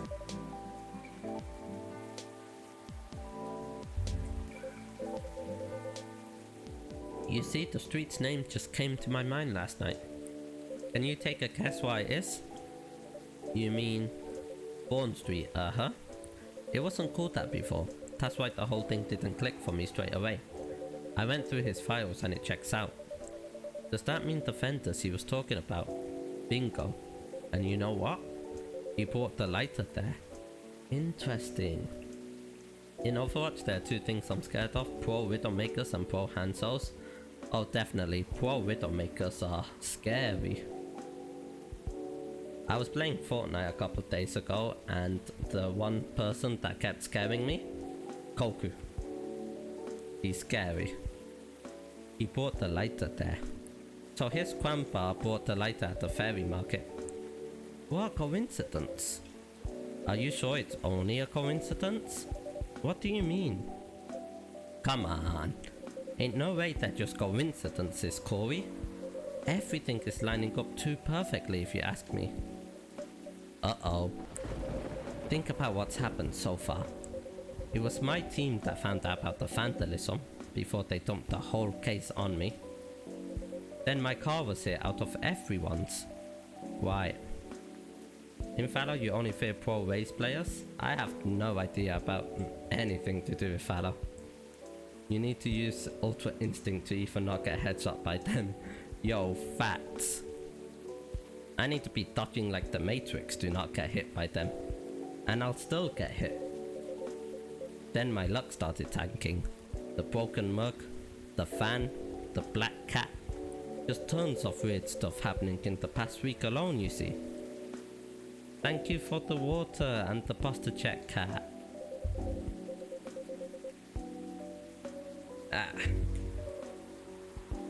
Then one thing led to another. My team was chosen to lead the investigation. And tell me who's in charge of the case. Me. Then there's the fancy lady, your patron with some information I wouldn't have thought of. Another thing that you fear is fire in the hole. The dead tree stuff, the ferry market. Information I wouldn't have even remembered on my own. Why? And now we know why I kept on losing my lighter, right? How are they not connected? Tell me. Maybe you're just forgetful. If you list them all in order like that, I'm telling you, Corey, that place is calling for me. The case is made for me. But they really picked the wrong guy. I'm just real bad at dealing with spooks. They make me question everything I've ever known, you know? I've always thought you're pretty good at handling ambiguity, officer. Not when it comes to supernatural stuff. I could see this like, you know, one of those old black and white cop movies or TV shows where they're just in a coffee shop and stuff. Because we don't know enough about what's real and what's not. What will they do? Will they hurt us? Do they bring bad luck? Good luck? What's the truth? Who knows? Maybe you should take a day off and catch up on your sleep. Huh? What's that? Yo, he's just like me for real. Sleep? What sleep? No, nothing. You know, another patron of mine suggested a documentary to watch. The focus was on interesting drinks from around the world. You could find everything from the mundane to the extreme. Ow! Ow! Why would you do that, Nia? You're gonna break my neck. I need my neck. I want it connected to my body. You can find everything from the mundane to the extreme. From local comforts to really special stuff.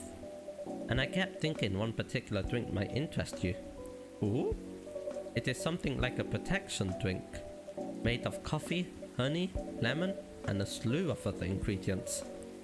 You wasted your points on that? Ha! I'm glad. Protection from what though? From evil spirits and bad luck, I think. Maybe it'll help ease your mind a bit.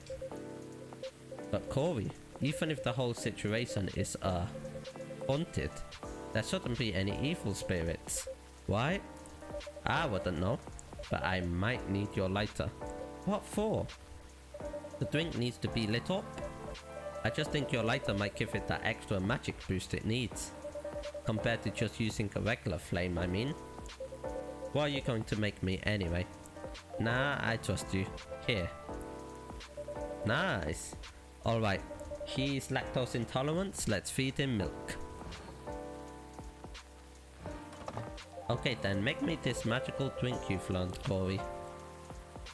It has a slew of other ingredients in. Let's see. Coffee, honey, lemon. Coffee, honey, lemon. Ooh.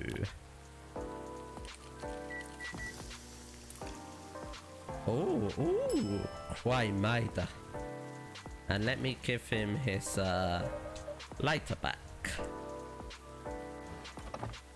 And serve. It's got a little flambe style. The drink does light up, huh? Yep, this is special just for you. Just for our resident officer. So don't tell anybody. Here you go. Careful. Dang, Corey. This is really something else. You sure it's okay to drink? I have no idea. Be our test subject. I'll take responsibility if anything happens. Wobbly, I don't want to kill an officer of the law. Every time you see DVA ult, I'm getting behind the wall. Or every time I see DVA ult, I just run away, scared. I literally turn on my heels. Sorry for bothering you with all this stuff, Corey. You even made me this crazy drink to make me feel better. Don't say that. I'm always happy to help, however I can. Thanks. Man, at least with crooks you can actually deal directly with them, you know? Not the case with apparitions. Who the hell are you and where did you come from? Not with that attitude. Huh? Everything can be caught with a little elbow grease. Now he looks like a proper detective. Not actual elbow grease, I won't make that mistake again. We got a new person. McQueen? Is that you? Hello, Williams. It's been a while. Huh, it is you. The surprises just keep coming this week. They know each other. Let me go over there. You know each other? More or less. I love how they say, let me go over there. And then just go like one chair closer. Is that the Detective Cookie per person? Detective Cookie? Who's that? I've never heard of them. We were brunch buddies. Brunch buddies? Brunch. I feel like I'm meant to say brunch buddies in that same serious tone. But I don't like to talk about it. I still get nightmares. Yo, is that Lightning McQueen but in the flesh? Yes, Nia? I feel ya. I wasn't sure we were gonna make it out alive. We were truly the lucky ones. Without a doubt. What's up, Nia?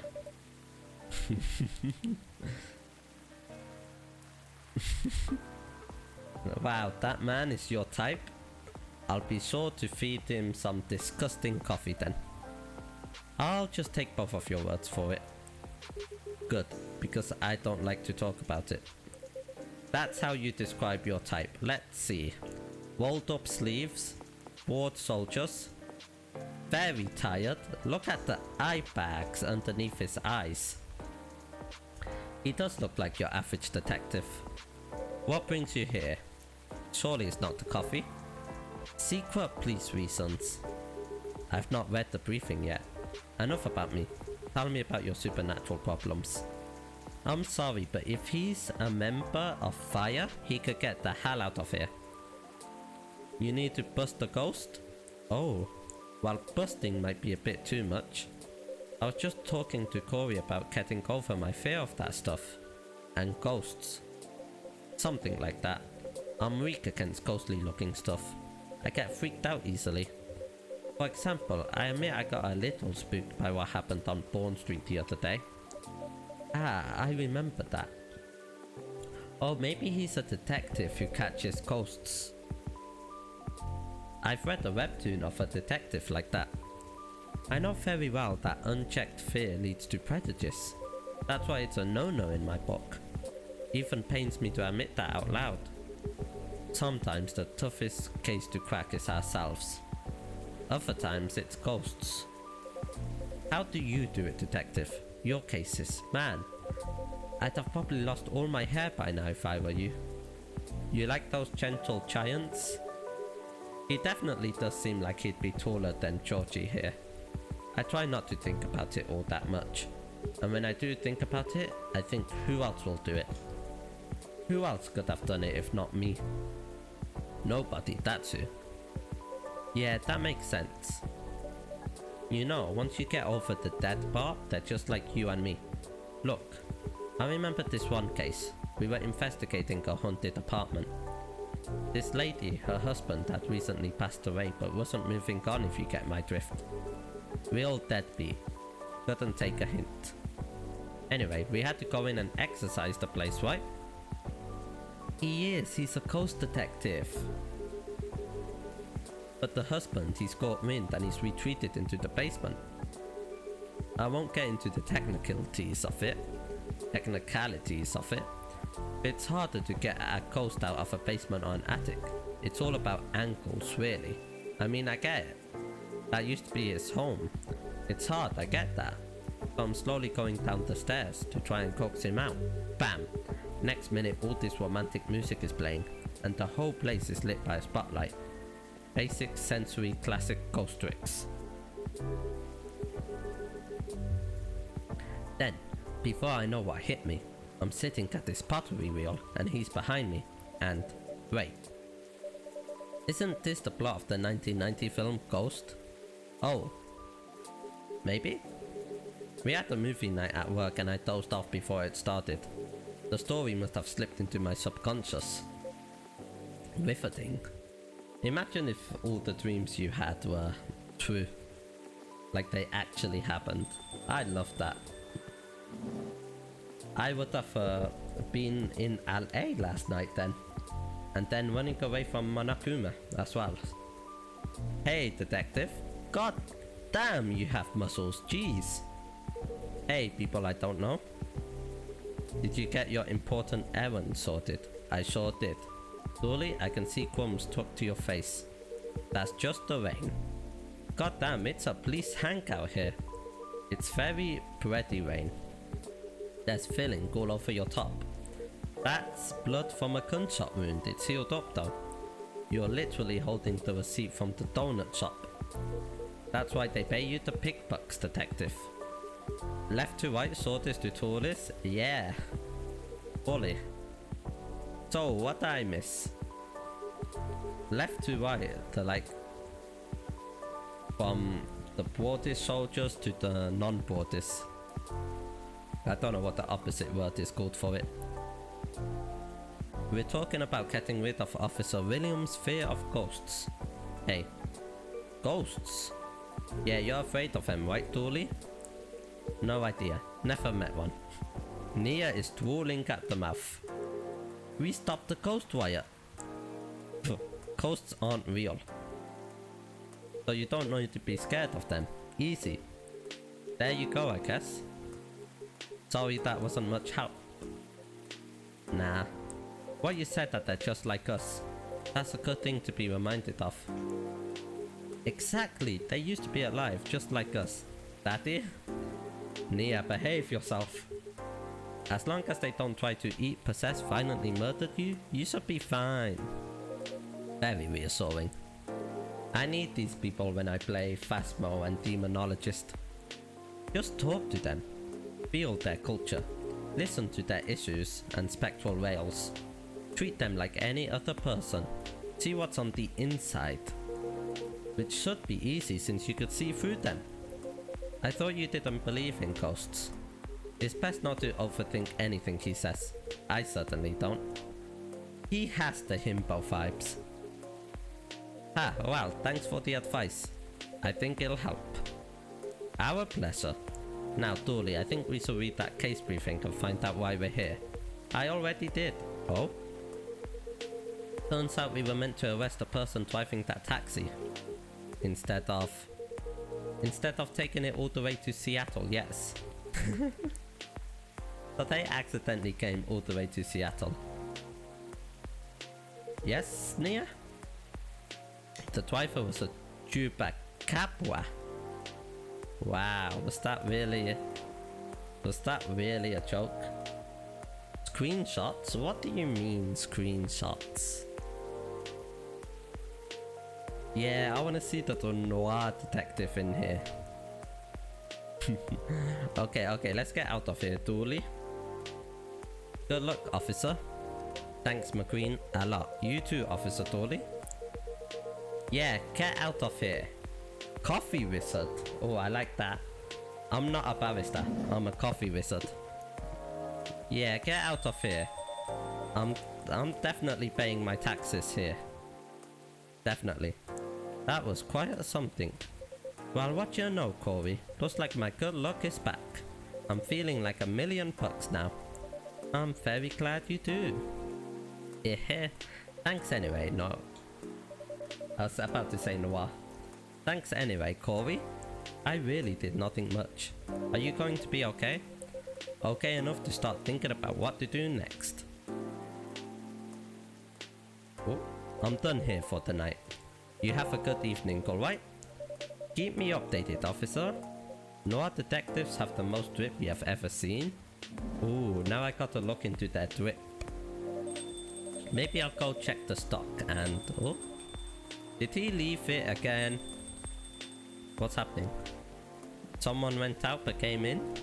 It's Riona! How's the traffic out there? It's a mess. There's construction work taking place on Lenora Avenue. Oof. I can imagine the gridlock already. Fortunately, I have no deliveries to make today.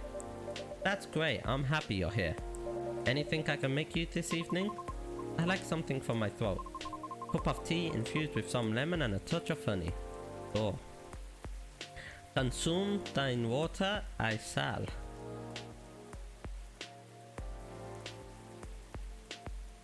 And thank you for the pasta jack. A cup of tea with lemon and honey.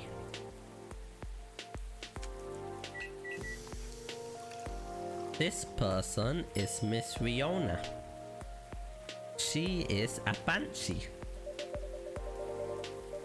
A cup of warm midsummer's night dream. That's what we call it here. How whimsical. I love how her fingers, what her gesture is doing, always like that. It's wonderful. Sweet but well balanced with the lemon, and the slight bitterness of the tea completes the taste. Thank you. You're so very welcome.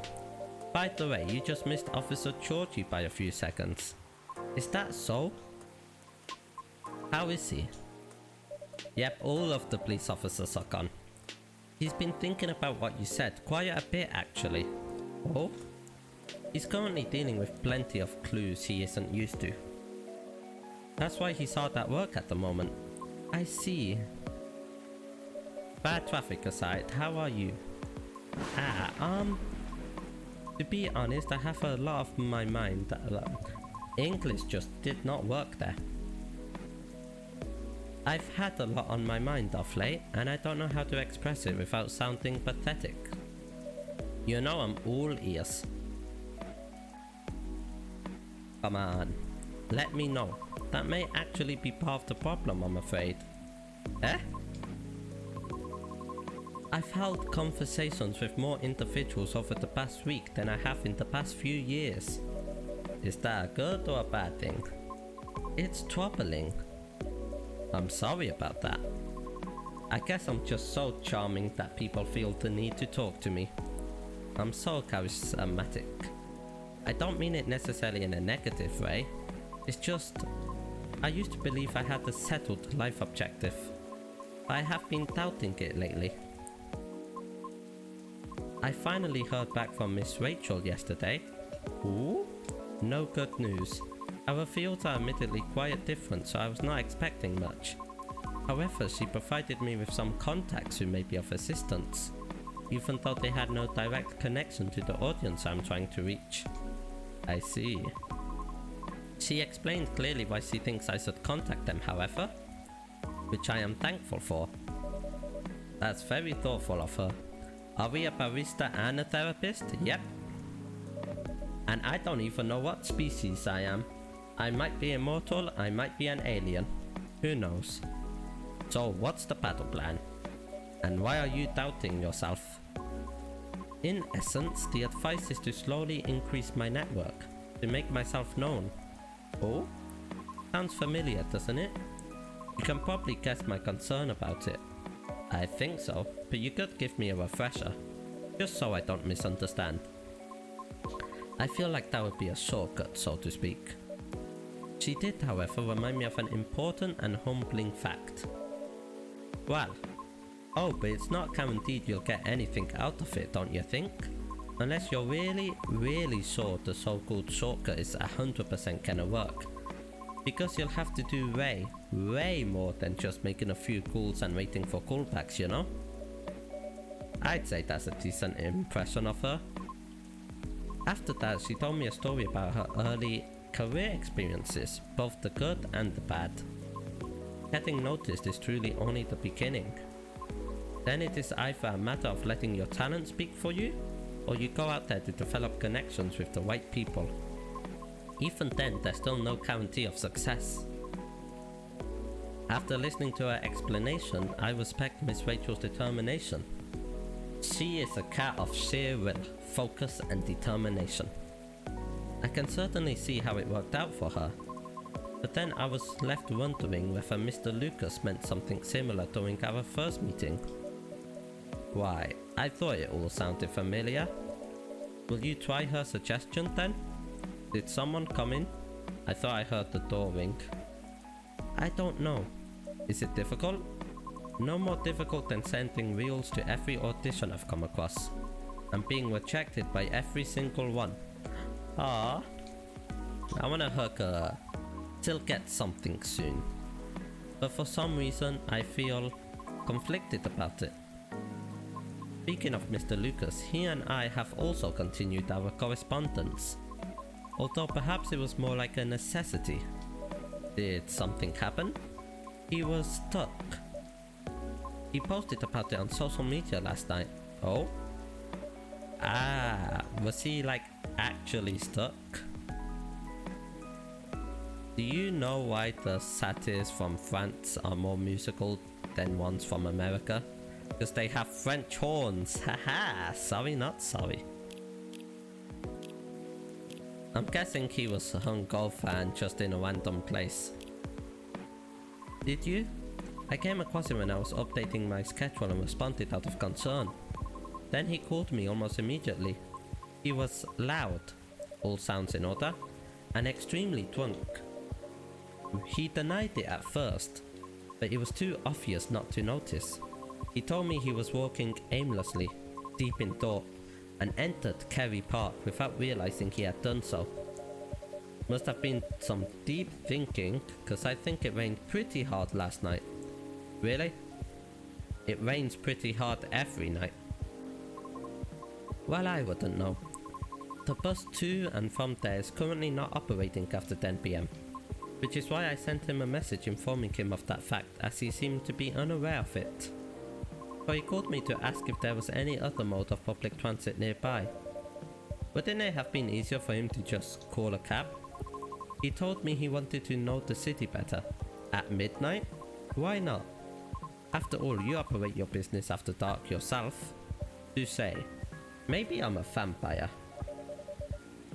Perhaps he just didn't want to go home yet, and I might be mistaken here, but I thought he doesn't like drinking. Wasn't it partying? Nevertheless, I think last night was quite different. It appears he had dinner with his team, and he needed the extra courage in order to negotiate with them about his proposed new direction. Ah yes, I remember seeing the picture on the Tamatachill. I suppose it didn't go as expected. And I know that feeling all too well. However, he said he will keep negotiating until they reach a compromise. Well, that's good. Is it though? Oh, not the lightning again.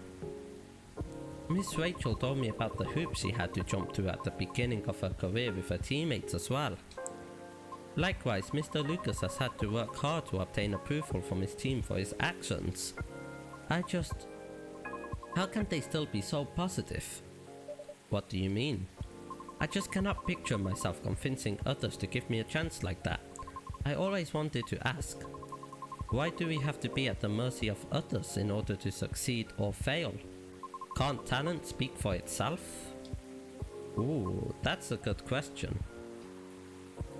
But if I truly believe that, with the number of rejections I have received so far, I should have stopped a long time ago, shouldn't I?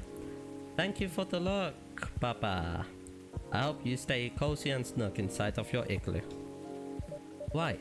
That's why it doesn't work that way. What do you mean? To let talent speak for itself, we would all have to have the same standards. I see what you mean. Art would cease to be art if it was standardized, wouldn't it? However, doesn't that imply that everything still depends on the whims of the individual judging you at that moment? Yeah, they could have just had a bad day, and they don't like your talent. How does someone like Miss Rachel or Mr. Lucas manage to be fine with that? Perhaps because they don't see it as the be-all and end-all. What do you mean? Rather than viewing them as judges with the authority to determine their fates, perhaps they simply see them as hills to either overcome or avoid, if that makes sense. Just a matter of perspective as to where the power lies. You have the power. It's not easy to climb those hills, especially if you've never done it before. Therefore, it's good to try and find out what works for you, or ask for guidance or assistance even. Don't be sad, Miss Fiona. I wanna give her head pats. You'll get your soprano role. Because one can't possibly know every single way to overcome obstacles, or be able to safely recognize warning signs without first learning about them from others. Is that what you're trying to say? You've barely touched your cup. I see. Still. ... Ah, yes. Sorry, I got a bit lost in my thoughts. You're fine, but speaking of Mr. Lucas, what happened to him after the call? I picked him up and drove him home. I'm glad to hear that he was safe. I thought you're located in Ep2? I am. But I still had unfinished business in the downtown area. Moreover, he suddenly began singing quite loudly near the end of our call, which led me to conclude it would be best for me to go and fetch him. I see. Was he a good singer though? it wasn't too bad. If not for the fact that he was screaming most of the lyrics, that is. Nice. I wanna hear them sing, man. His hoodie was soaked when I arrived, so I had to take it off before getting into my car. Thankfully, the water did not completely soak through to his shirt, so he remained relatively dry. However, I still had to lay down the seat covers as his fur got rather wet. Hope he didn't get sick then. Did he get sick? He probably got sick. I should go now. Alright, will you be okay? I have a lot to think about. Thank you for being patient with my concerns. No problem at all, anytime. Alright, Miss Riona. Goodbye. Okay. We're gonna do one more night, I think. Sweet and cool, like outer space. One more night. September the 29th. Alien sightings increase. Is this an invasion? Ow. Why would you do that for Id? At least it's pretty. Researcher response of an alleged algae invasion. Forget the aliens, the algae is invading. Dwarfia Tech teams up with Colemix Industries to produce self-healing concrete technology. Ooh. Because you love me? Well, your love hurts. Oh look, it's a teddy bear. Hello, Baileys. Hey. Why am I staring at the teddy bear? It hurts me more than it hurts you. Knock knock, anyone there? I was lost in my thoughts. I'm sorry I didn't hear you come in. How are you tonight? Nor did I hear you talking. Ow! Ow! Ow! Why are there so many bikes? Ow! Why are there so many bikes? Damn, you must be strong though, throwing bears at me. Okay, let's see. What's on Tomodachi? I'm very lucky to have people who's with me no matter what, and I won't take it for granted. Aqua. Look at Lucas. The surfed? Screw you. Sorry they were on sale. That's a whole lot of bikes. You wanna know where I get my awesome sunglasses? Is? Check out my good sponsor. I love the artwork in this game. Screw you too? Well, at least the feeling is mutual. But you look pretty distracted. A penny for your thoughts. You can have them for free. I was just pondering the hidden side of things. How different the world is under the surface compared to what we think it is. Think your body electric. Nothing and no one is exactly what they appear to be.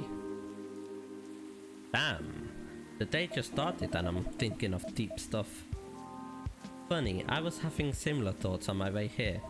I guess now that we spend so much time on social media, people believe we could be summed up in a picture or a sentence.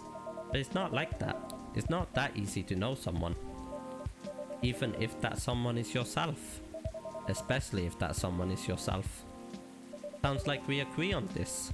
We sure do. And it's been on my mind a lot in the past few days. Does that have anything to do with your wedding to Miss Lua?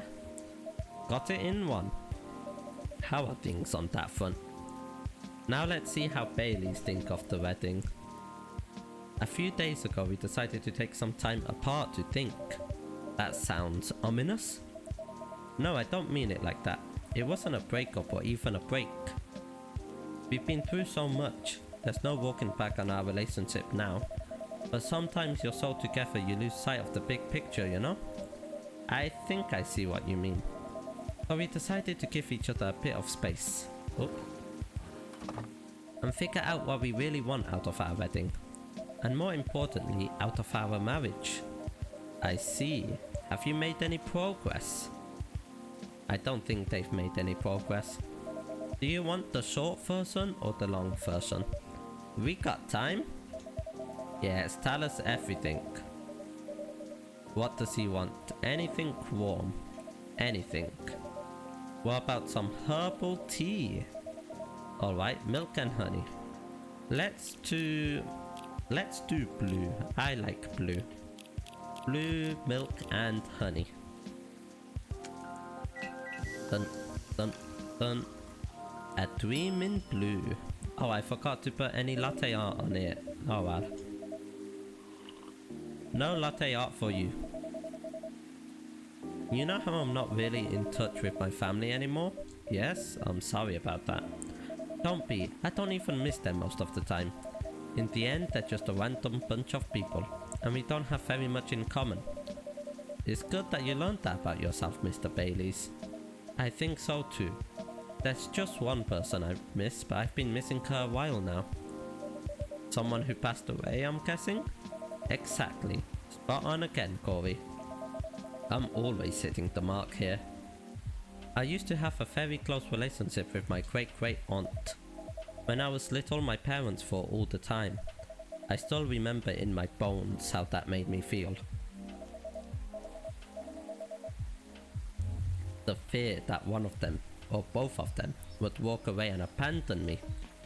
A bit ironic in hindsight, but then it was many years ago. Yes, it's quite normal for a little child to care about their parents, no matter who they are or how they behave. That's true.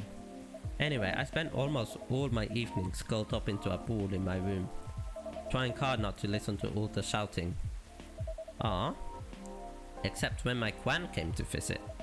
Not that her being around prevented the fighting, mind you. Alphen High Society is amazing at keeping up appearances, except in front of family. But she got how it made me feel, so she went out of her way to take the sting out of it. She would keep me company and bring me a cup of herbal tea, with milk and honey in it. Drinking this now with you, it feels a lot like family again. Ah, Bailey's called me his family. Sounds like she was a perceptive person. She truly was the best of them, until she got sick.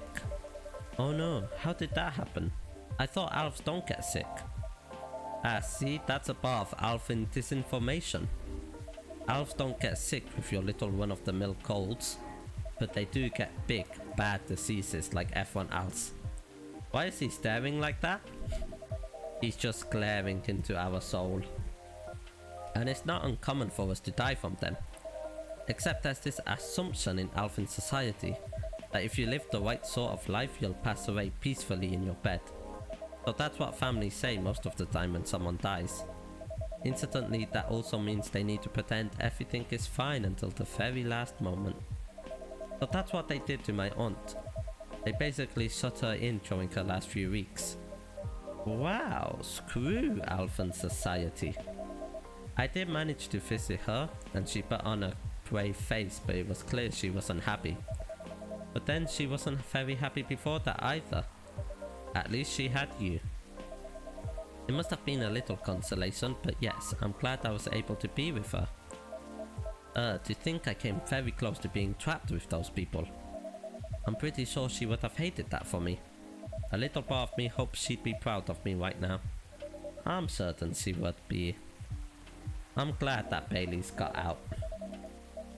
You just remembered you fell asleep on the floor? How? And was the floor comfy? Thanks, Corey. Here you are letting me blab on again. That's more than fine, but do you think growing up among conflict might explain why things are a bit difficult to work out sometimes between you and Lua? I definitely think that's part of it. In fact, the floor was cold and comfy. Ah, you must have had a good sleep then. Oh, it's our favorite space guests. Good evening. Hi, Corey. And hi, I don't think we've met before. I'm Silver. I'm Bailey's. Nice to meet you. And I'm guessing you're Amanda. Oh yeah, they've never met before. We are, but you do not appear to be a hive. How did you... Lua told me she ran into you a week or so ago. Oh, the The nice earthling we met on our first night here. That is a satisfactory explanation. And so, are you her date? I'm a little more than that. I'm her fiance. God damn, this airplane is making so much noise flying through my igloo. Truly?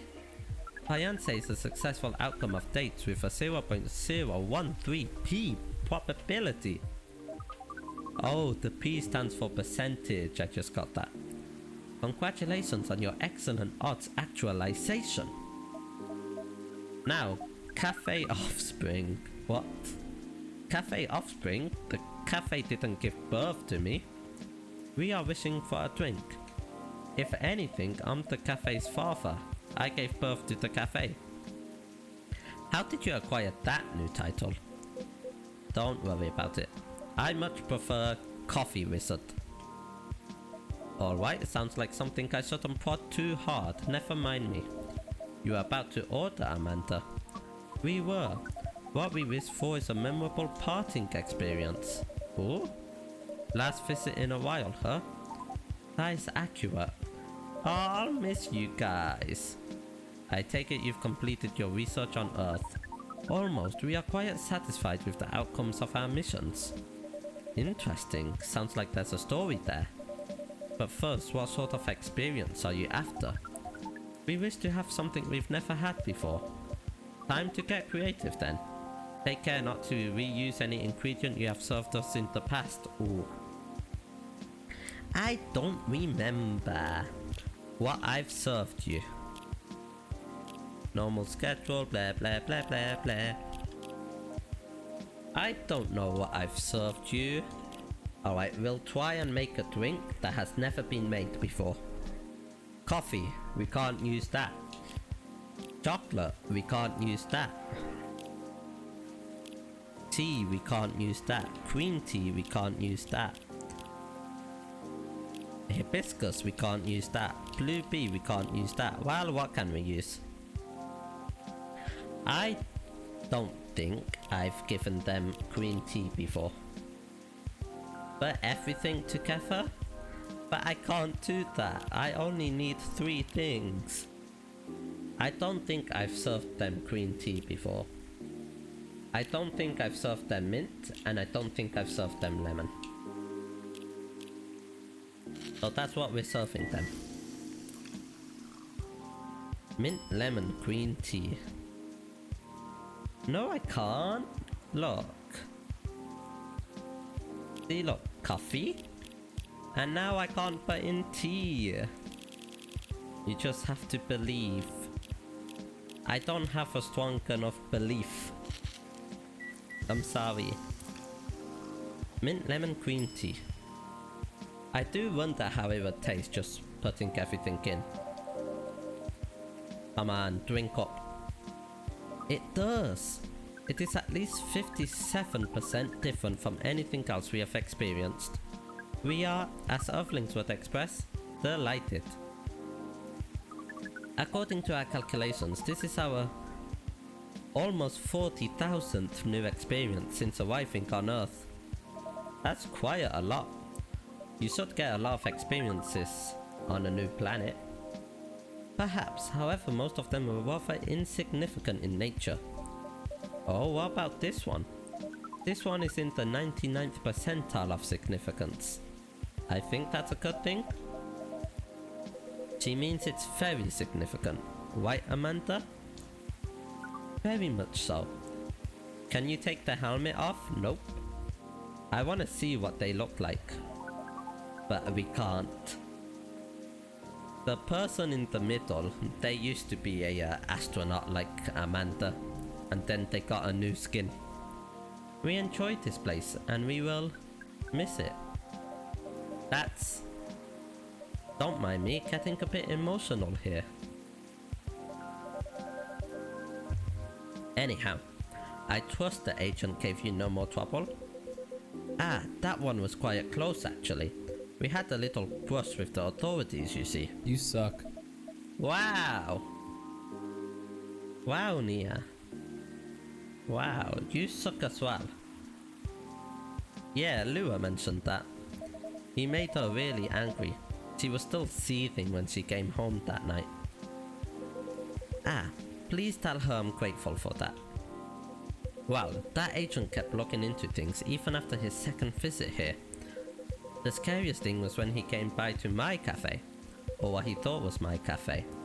I really feared he was onto us, but he just enjoyed the chat we had here the other night. But that's what he said anyway. I don't know if that was true, but when he saw the cafe wasn't open yet, he ended up leaving and hasn't shown up since. That's a relief. Maybe he likes you, Silver. Yes, we have thought on it for a while, and have decided we do not care for that sort of excitement. Now if it makes our siblings so sad. Hey yo, there's a Minecraft zombie about to come into the store? We're gonna be serving up a zombie. You've really gotten a hang of emotions now, haven't you, Amanda? Thank you, Offspring. If that is the case, we are content. That means our mission is well and truly accomplished. I don't like the Offspring nickname. Did you come here specifically to pick up Earthlink emotions? Is this Minecraft? Did I look at the Evening Whispers? I did. No, this is Coffee Talk. No, this is Patrick. No, we came here for the purposes of general Earthling research. It appears to us now that emotions are one of its most interesting aspects. We will be submitting a, you call it, academic paper. Uncontrolled stimuli and reflect. Boom! Uncontrolled stimuli and reflexive neural patterns. Deep level communication in hive versus non-hive species. Wow. That's how you know it's serious research. I don't even understand the title. It isn't Minecraft. But our coffee is explosive like a creeper. I wonder if there's like a Minecraft themed cafe somewhere. Amanda always was the brains in the family. That wasn't your only mission though, Amanda, right? If you're leaving, does that mean... Yes. Pearl and I did go out on a date. Ooh? Why? You're looking for love, aren't you? I am. I was. I think I may have found it. Wait, wasn't the first date a really short time ago? Just a couple of days. I've been waiting a while and I really think this is it. When I took up this mission from the hive, when I came to Earth, and during this entire process when I changed and changed, what I was hoping was that someone would see me for who I am. And I really think she does. Ah, that's so great, but I'm curious. Doesn't being in a hive provide that experience of feeling seen? It does and it does not. And in fact, we hope that is something from our research might something our research might improve. I just read that completely wrong. The hive sees thoughts and desires honestly. It's not able to communicate the reasons for those desires, the emotions as it were. We do not dwell on those, nor will we start to do so in Access. But it seems to us now, they may be worth conveying, at least to some extent. Yes, what Amanda said is a part of it. I was very unaware of my emotions when I first came to Earth. You can't believe they turned Minecraft into a coffee chat sim? I know why, it's so cool. Why would you wanna kill the Ender Dragon? Nah. We serve coffee to the Ender Dragon. That's what we do. He's a regular here. And I was really bad at communicating them clearly to others. In some ways, I still am. It will always be harder for me to grasp than for most people. But when I started to understand them, I was both fascinated and scared. We don't get a lot of Endermen in this coffee though. Because when they touch anything liquid, they seem to disappear. Endermen are a problem, they keep stealing our stuff. Which is not an uncommon experience, I think. It's really not. What about her egg? She just lays them whenever she's in the season, you know? It's Ender Dragon season time. It requires a good deal of courage to look at your emotions honestly. Certainly requires some time, even more time to find someone who can look at them with you. not get scared and take them as they are. Someone who can see you clearly and kindly. It is a precious thing when that happens, huh? Even if it doesn't solve every problem. It sounds like you have experienced this. Yeah, but I don't want to be a downer. Don't worry about that. You haven't solved your predicament with Lua yet then? Not yet, no. It's as you said, Silver. It's not that easy to look at our emotions honestly. I think we both got really anxious about everything, to the point we couldn't see the situation clearly. So in that sense, taking a little time apart is doing us some good. So you are leaving your small hive to spend time on your own. Yeah, you could describe it like that. We see. It sounds rather similar to what Silver has done, and similar as well to what we are doing now. However, Silver and ourselves have reached opposite conclusions. Silver has decided to sever himself from the hive and to explore his own paths, while we have been feeling the distance from the hive keenly, and we now wish for that distance to disappear again. Thank you for the hydrate. Avoid making sure that I am moistened. How do you feel about your own hive? Well, I definitely can't wait to be cuddled up with her. Ooh, Baileys. Then it appears you have reached all the required conclusions. How is it that when I listen to literally every single person in this cafe, our situation feels very simple and like I should just get over myself? But when I go back, everything feels so muddled and impossible. Our own emotions are much harder to unpack than the emotion of others. Amanda and I are finishing each other's sentences. You have gotten the hang of this indeed, Amanda. We have merely understood that emotions are what resists scientific method. But resistance should never keep a scientist from trying. Nor should it keep you, Baileys. You must keep your Vtubers properly hydrated and flexible. Hey yo, why flexible? What you doing with your Vtubers? I think you're right. You all are making me feel way more optimistic about things, you know? Thank you, really. I feel like I should send you Lua for advice as well, Amanda. Yeah. Oh, that is... We are 99.9% flattered by this suggestion. And 0.1% disappointed we cannot oblige, since we are leaving Seattle tomorrow. Really? That's more sudden than I expected. Are you going back to space then, Amanda? To the big void in the sky? Not yet, we are going on an adventure. Ooh, sounds exciting. Amanda and I are taking a trip through the country. And maybe even a bit further if we've got time. We're basically going to be tourists. Tourist is such a fascinating concept. Although our sibling explained it to us multiple times, we still find it very hard to comprehend. We always thought that traveling must have a mission, a purpose.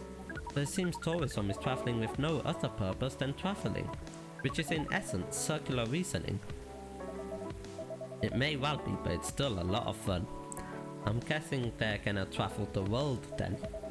I hope they stay safe, away from any fire agents. In fact, I'd say that's the real purpose of tourism. To have fun, relax, and see beautiful things. To enjoy life, you know? Enjoyment as a purpose. That is new to us, but we are 99.9% excited to try it out. And so am I. I've never been out of Seattle since I arrived. I guess I was afraid I wouldn't be able to blend in. I would have to restart everything from scratch. But knowing that you're here, Corey, I always have a place to return to where I feel home. That makes me a lot less nervous. I'm glad this coffee shop could be home to so many people. She's gonna get a culture shock traveling everywhere. Why are you all staring at me? I think I should order a drink. What do you want? I like it to reflect the spirit of our upcoming adventure. Something sweet and soothing. Okay. Hot chocolate. With some sweetness and some spice. So we get the chocolate. You want some sweetness. I could put in some honey. Ooh, and some spice. Ginger and honey. There we go. That has the sweetness and the spice in it. I hope you like it. It's not quite there. Oh well. I can imagine a first trip across the country is a big deal. It is, but that's not the only reason I'm excited. Oh, what else are you excited for? Okay, that was quite the dramatic pause. I really want to know what you're gonna say now. You guys seem to lead very interesting lives. Not at all. I think I'm quite a boring person. Okay, yeah, with a secret society and alien background. Okay, person from space. It's true that some of my life circumstances are a bit unusual, but this particular thing is very commonplace. What's she gonna say? Our sibling is excited because his date will be joining us. In fact, we must be fair and acknowledge we may have misjudged her based on her lack of facial symmetry. Pearl's features are 9.23% different from left to right. We agree with her movie analysis 99.9%. Now I want to see what her date looks like. Hold on. Amanda, you have met Pearl and you talked about movies? And now she's joining you two on a holiday? How did any of that happen? We watched Orc Westerns all together last night. Pearl likes them a lot as well. You don't exactly sound thrilled. Fortunately, she also likes space travel operas. I see. Learning couple compromises the hard way. I suppose so. Well, I'm glad to hear that she's met Amanda and that they got along. Does that mean she also knows where you're from, Silver? She does? Ooh. In fact, I told her about that on our first date. Wow, that's very brave. Very hard to put yourself out there under any circumstances. To reveal something so vulnerable to someone you've just met and are starting to like. It takes guts. They could be a secret fire agent. You're very kind, but I don't think so. To be honest, I hadn't planned it that way. Although I have always felt safe here with all the regulars, I know not everyone would be open-minded about me. So I wasn't sure I'd say anything to Pearl that night. As we were talking, I was so happy to learn more about her, about who she is. I realized I didn't want her to have an incomplete picture of me. My past is a part of me. If my goal is to find someone who sees me for who I am, then she needs to know about that too. And in the end, that was the right decision. Ah, Silver. Well, I will say that if she heard your story, and that changed how she viewed you, she wouldn't have been worth your time anyway. That's fair. But still, even knowing that, I admire you a lot. What is it with these pauses in between? The truth is, and this is a bit of a strange thing to say, I think I'm proud of who I've become. And I want the people I love to be proud of me too. What is proud? Proud is for yourself. I think it's when you start to be satisfied with what you're achieving, especially if you have to fight to get there. And for others, it's when you think of someone you care about, consider who they are and the way they're acting, and it just fills you with joy. Ah, we see. We are definitely proud of you.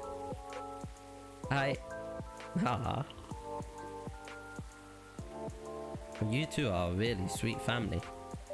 Where did your cup of coffee go? It just appeared again. Anyway, so are you and Miss Lou and Mr. Bailey's. True, chosen families can also work. Yes, when we met Pearl, we came to a conclusion. There's no difference in nature or expression between a family you are born with and a family you acquire by choice. Both demand work and understanding. There may be minute differences in the specific process, but the bond appears to be 99% similar in the end. So it is. Oh? Well, we should probably get going. Yes, we must pack. First time I see someone get excited about that specific part. What Amanda really means is that I must pack. while she analyzes the earthling ritual of folding shirts, rolling up socks, and so on. Precisely. This is further information for our research. We are thrilled. No. Hello, welcome in, Glitch. Good luck, Silver. Indeed. I wonder if she's gonna fly on a proper airplane. I hope you'll tell us all about it when you're back, Silver. Have some safe travels. How you doing, Glitch? Hasta la vista, strangers. She'll be back. Or questions? Ah, bye to you too then. Hasta la vista. Baby. There's never a dull moment in your cafe, Corey. I try. Tired and getting ready for work? Ah. Get some rest and I hope you have a good time at work. Bailey's is calling it a night too. It's been a bit harder to have a regular schedule since I've been sleeping on the couch. Ooh, you don't even sleep in the same bed? We're really trying to give each other some space, but maybe it's been long enough. That's up to you and Miss Lua, but there's a fine balance between not enough space and so much space you can't close the cap again. Good point, Corey. I'm going to go sleep on it, and I'll be back soon to tell you where we're at. Alright. Good night, Mr. Baileys. Oh, and that's it. You joined just at the end, Glitch. We did say one last night. Is this the last day? I think it might be. ZXX25 virus vaccine booster ready for distribution. Nekomimi driver crashes truck filled with catnip, suspected DUI. UFO previously spotted by Space Guard fighters. A very determined hot air balloon. We are gonna save the game. Oh no, we got like 4 more days left to go. Alright. Thank y'all for stopping by. I think I'll be back on Friday? I don't know, I can't remember my own schedule. Ow! Thank you for the love. Let's see, who's on to raid? Who shall we raid?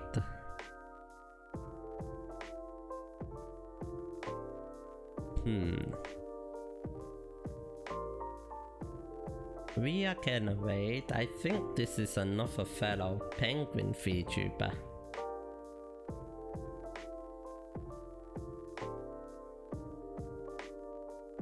I think they might be. I'm not sure.